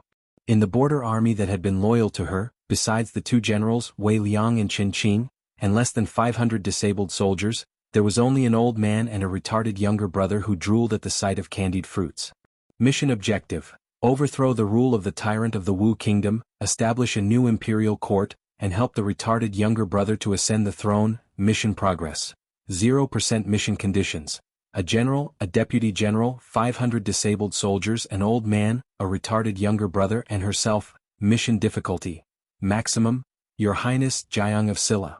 Wei Liang walked over slowly and rubbed his hands cautiously. He looked at Li Yi and thought for a long time. Finally, he plucked up his courage and asked, have you eaten? Li Yi looked at him and shook his head helplessly. There was only one general and he was retarded. How could he play this game? There was no chance of winning. There were only a few people in the beginning and they didn't have any equipment, but they still wanted to overthrow a country. Even he, as her martial uncle, was worried about her. Plum's Art of War was actually a hodgepodge of things like 36 stratagems, 6 secret strategies, 3 strategies. After being organized and mixed together, it was named by the shameless Li Xian. This was actually not a secret. War could not be won by relying on a book on military strategy. The outside world's evaluation of this book was too high, and there was a lot of exaggeration. He took out a book from the study and lent it to Wei Liang. When he took the book, his hands were trembling. If not for Li Yi's support, he might have knelt down and kowtowed to him on the spot. After sending him off with great difficulty, Li Yi thought of something. He walked into the study and took out a brocade box from the cabinet. Then he walked out of the study and walked to the door of Yang Liuqing's room. He knocked on the door and walked in. "Marshal uncle." Yang Liuqing sat up from the bed. Her voice was a little weak. "Don't. Just lie down." When Li Yi walked over, she was already sitting up. He handed the brocade box to her and said, "Last year, I met a businessman from the Wu Kingdom. He said this was your mother's legacy. I don't know if it's true. Open it and take a look." When Yang Liuqing opened the brocade box and saw the phoenix hairpin, her body trembled. The next moment, her eyes were filled with tears and big drops of tears rolled down her cheeks. She bent her legs and wrapped her arms around her knees. At first, she sobbed softly, but soon she burst into tears. Li gently patted her back. She was carrying so many things on her back. Crying out loud would help her release some of it, which was good for her body. "I've cooked porridge. Try it." Mississippi Lu walked in from outside with an exquisite tray in her hands. In the room beside the bed, the woman wrapped her arms around her knees and cried extremely sadly. It was as if she had made a vow with a man and was cruelly abandoned. Li sat beside her. It was as if he had gotten a girl's body with sweet words and then abandoned her.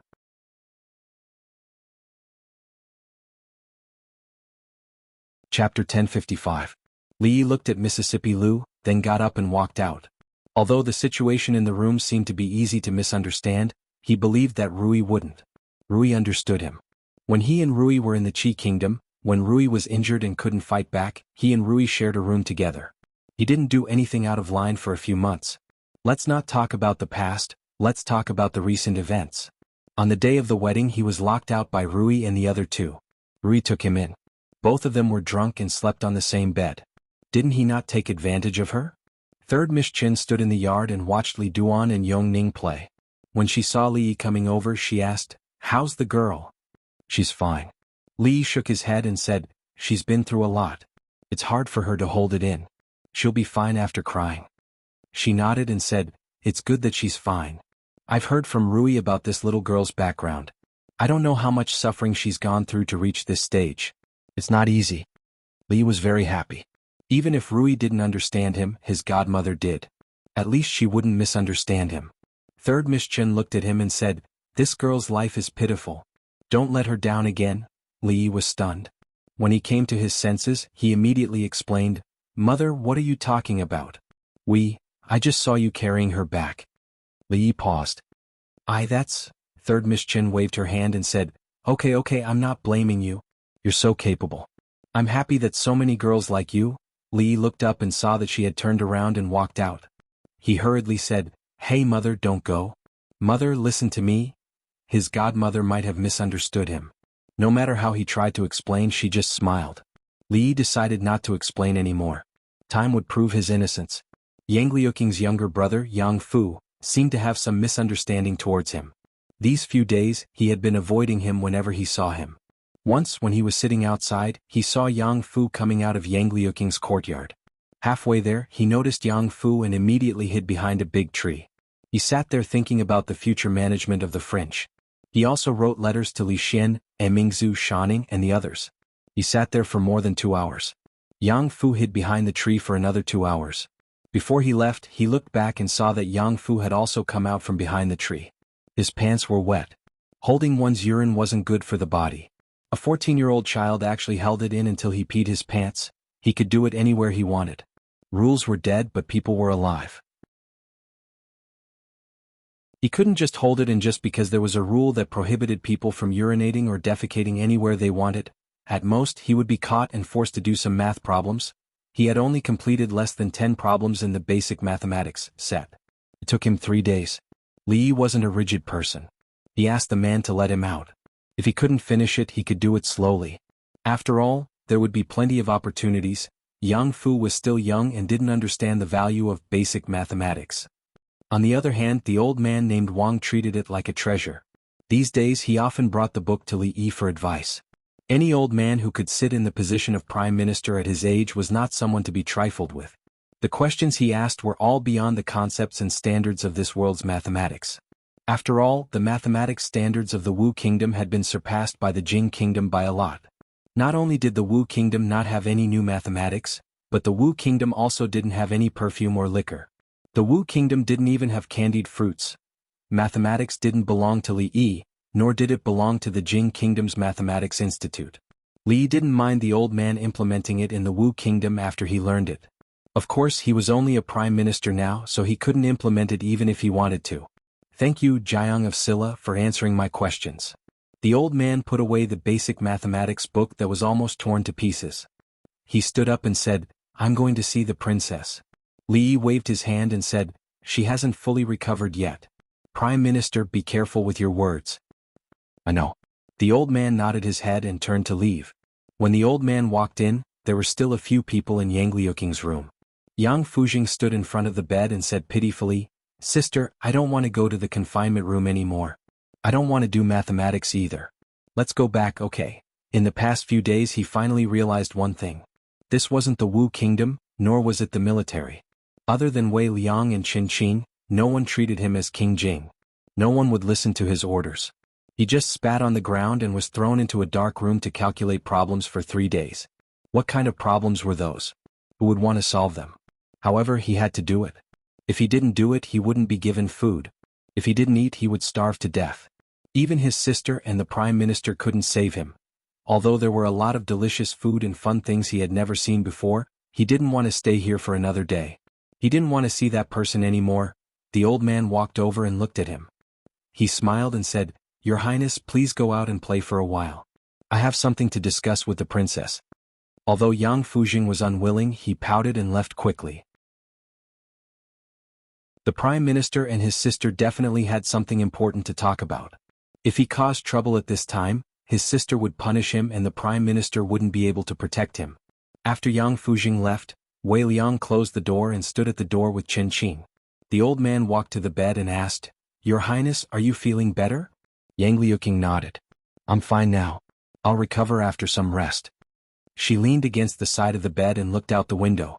She said slowly, Sangzhou has fallen back into the hands of the imperial court. General Fan and the others were scattered. I don't know where they are now, the old man comforted her. General Fan won't fall into the hands of the imperial court so easily. Your Highness, just focus on recuperating. When you recover, we'll start all over again. You'll definitely be able to see General Fan again? Yang Liuqing nodded slightly. The old man looked at him and suddenly said, If Jiang of Silla? No. Before he could finish, he was interrupted by Yang Liuqing. Yang Luqing raised her head, looked at him and said seriously, The Prime Minister said no. She knew what Prime Minister Wang wanted to say. Prime Minister Wang also knew what he wanted to say. A few years ago, Her Highness swore to practice martial arts for revenge. She hid it from them and secretly came to the Jing kingdom. She stayed in the Jing kingdom for a long time. During that period of time, in order to avoid being captured by the imperial court, they hid in the fringe. Even though they knew how naive the princess was at that time, no matter how skilled she was in martial arts, it was impossible for her to fight against an entire country alone. However, they failed to stop the princess. 2 years later, Her Highness returned. No one knew what His Highness had experienced in those 2 years. They only knew that His Highness's martial arts had improved by leaps and bounds. During battles, he would always take the lead and become a legend on the battlefield. He won the respect of all the soldiers and became their belief. It wasn't until a few days ago that he learned about the relationship between Her Highness and this Jiang of Silla. He was Jiang of Silla's martial nephew. Jiang of Silla's wealth was comparable to that of a country. He also possessed the method to create divine punishment. He also had a powerful and mysterious force in his hands. He even unified the vast fringe. In the Wu kingdom, other than the imperial court, no other force could contend against him. More importantly, he was Jiang of Silla.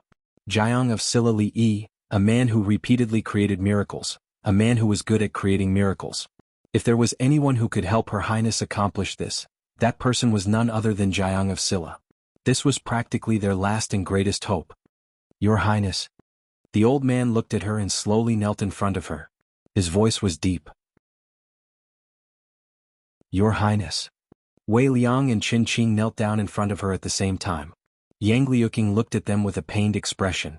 She shook her head and said, 3 years ago, I've let Master and Uncle Master down once. I can't let them down a second time. She turned to the 3 of them and said seriously, Don't ever mention this again.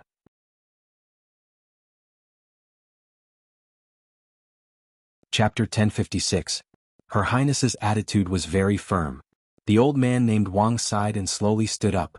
He couldn't deny that he was deeply shocked by Jiang of Silla's wealth and influence. What kind of wealth would it take to build such a paradise in the land of chaos?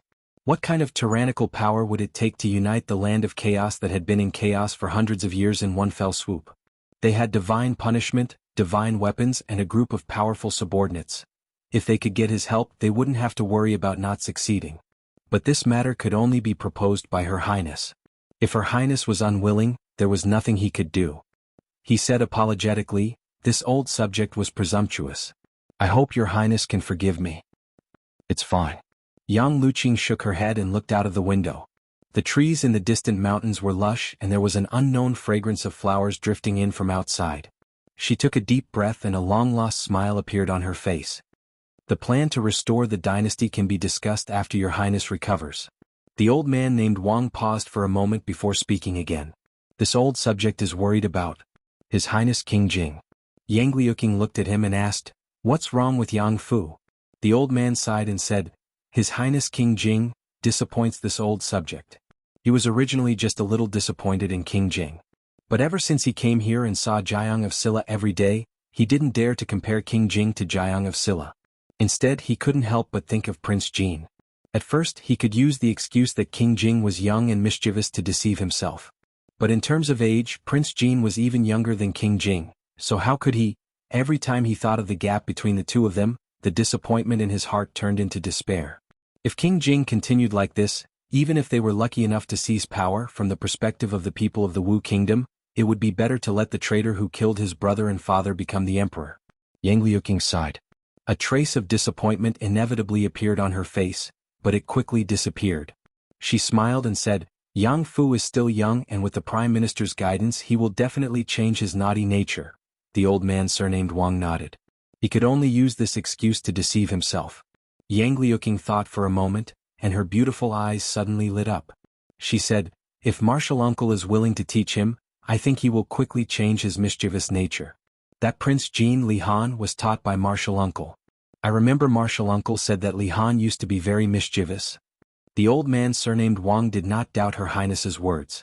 The fearless imperial Prince Jing, after spending 3 days in the confinement room doing math problems, was now most afraid of Jiang of Silla. He even took a detour when he saw Jiang of Silla. He, Ning Yuan, would rather hide behind a tree and wet his pants than see Jiang of Silla. If it's Jiang of Silla, perhaps it will be of some use. The old man thought for a moment, then shook his head and said, "But His Highness Imperial Prince Jing will definitely be very resistant to this. Moreover, no matter what, His Highness is the son of the former emperor, the legitimate heir of the royal family. His Highness' teacher must also be a famous scholar. If he takes Jiang of Silla as his teacher, I'm afraid there will be many troubles in the future, which will not be beneficial to the great cause." Her Highness Imperial Prince taking a teacher was already unimaginable. The Prince of Wu country, the future emperor, was taking the King of Jing country as his teacher. This was an unjustifiable and unjustifiable matter. It was inevitable that people would gossip about it and it would be detrimental to their future plans. Once it was used by someone with ulterior motives, it would become a great obstacle on their path forward. To be able to receive Martial Uncle's guidance is a blessing that he has cultivated for several lifetimes. Yang Liuqing looked out the window and sighed, "I'm afraid that Martial Uncle won't be willing." The old man surnamed Wang thought for a moment and said, "If he can become the teacher of the future emperor, why wouldn't Jiang of Silla be willing? The emperor of the Jing kingdom is already half his disciple. Most of the princesses and princes of the royal family of the Jing kingdom are also Martial Uncle's disciples. What's the difference if there's one more Yang Fu or one less Yang Fu? Moreover," she withdrew her gaze from the window and murmured, "Moreover, Martial Uncle is lazy." Zuemo had been pregnant for several months and could not do strenuous exercise, but she still needed to walk more on weekdays. Li Yi walked with her for a while after dinner, accompanied her to Su Fuji's shop to taste a few new pastries, and then sent her back to her room to rest. Wei Liang sat outside with a pair of binoculars in his hand, staring at the street for a long time. If it wasn't for the fact that his other hand was not moving back and forth rhythmically where it shouldn't be placed, Li Yi would definitely think that he was doing something dirty. When Wei Liang put down the binoculars, he found Li Yi standing beside him and said with a face full of amazement, "Your Highness Jiang of Silla, if this thing is used on the battlefield, Won't you be able to see the movements of the enemy from miles away with your own eyes? Li felt a little sad for the people of the Wu kingdom. Binoculars had long been equipped in the army of the Jing kingdom. As a general guarding the border, Wei Liang's position was not low, but he had not even heard of it. Thinking that even the princes of the Wu kingdom would stand on the street and drool over candied fruits, all of this was not surprising. Do you like it? If you do, I'll give it to you. Li was not a stingy person. The cost of this thing was not high. It was made from glass, so how much could it be worth? All the children in the stockade had started to play with glass marbles. For me? Wei Liang was stunned, and his voice trembled as he spoke. Li nodded. For you? Wei Liang's expression was extremely conflicted. After a while he said with difficulty, No, this is too expensive. I can't accept it. Li waved his hand and did not explain. He walked straight into the prince's mansion. Wei Liang held this magical tool that he named All-Seeing Eyes in his hand. It felt extremely unreal. Did this thing really belong to him now? After a while he finally accepted reality. His eyes were filled with respect and gratitude as he looked forward, even though that figure had long disappeared. His Highness Jiang of Silla was really a very good person. Zuemo was resting in the room. Rui and Ruoqing went out. Li strolled around the mansion.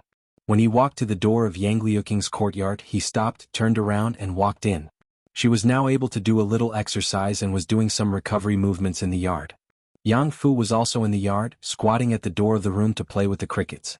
When he saw Li come in, his whole body shivered. He looked at his sister in the yard and was relieved. Uncle Master. Li waved at Yang Liuqing, indicating that she did not need to be polite. Old man Wang was also in the yard. He seemed to be talking to Yang Liuqing about something. When he saw Li come in, he nodded slightly but did not say anything. Li looked at her and said, I came to say that the weather is getting cold now. In a few days we will go back to Shuzhou.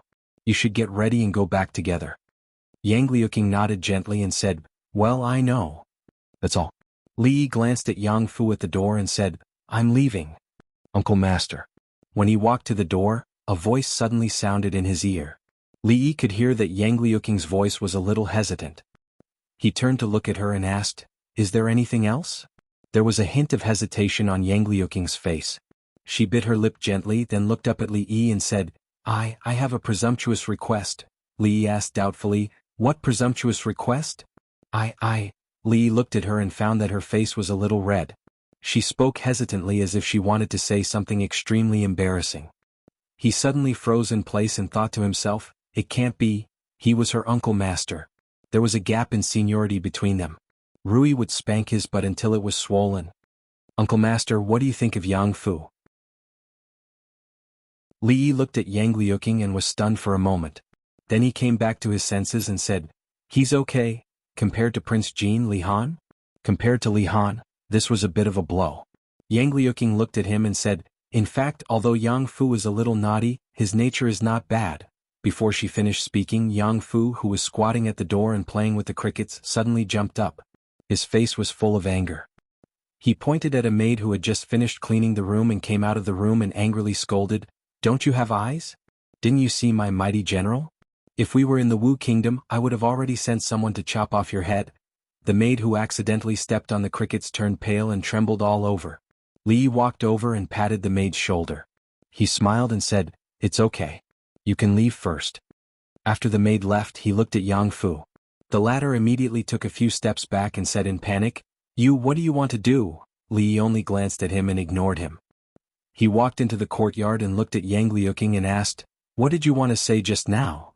You're tuning in to the Han Li's Wuxia Chronicles YouTube channel. We're so grateful for your support, and don't forget to subscribe to join us on this incredible journey through captivating stories.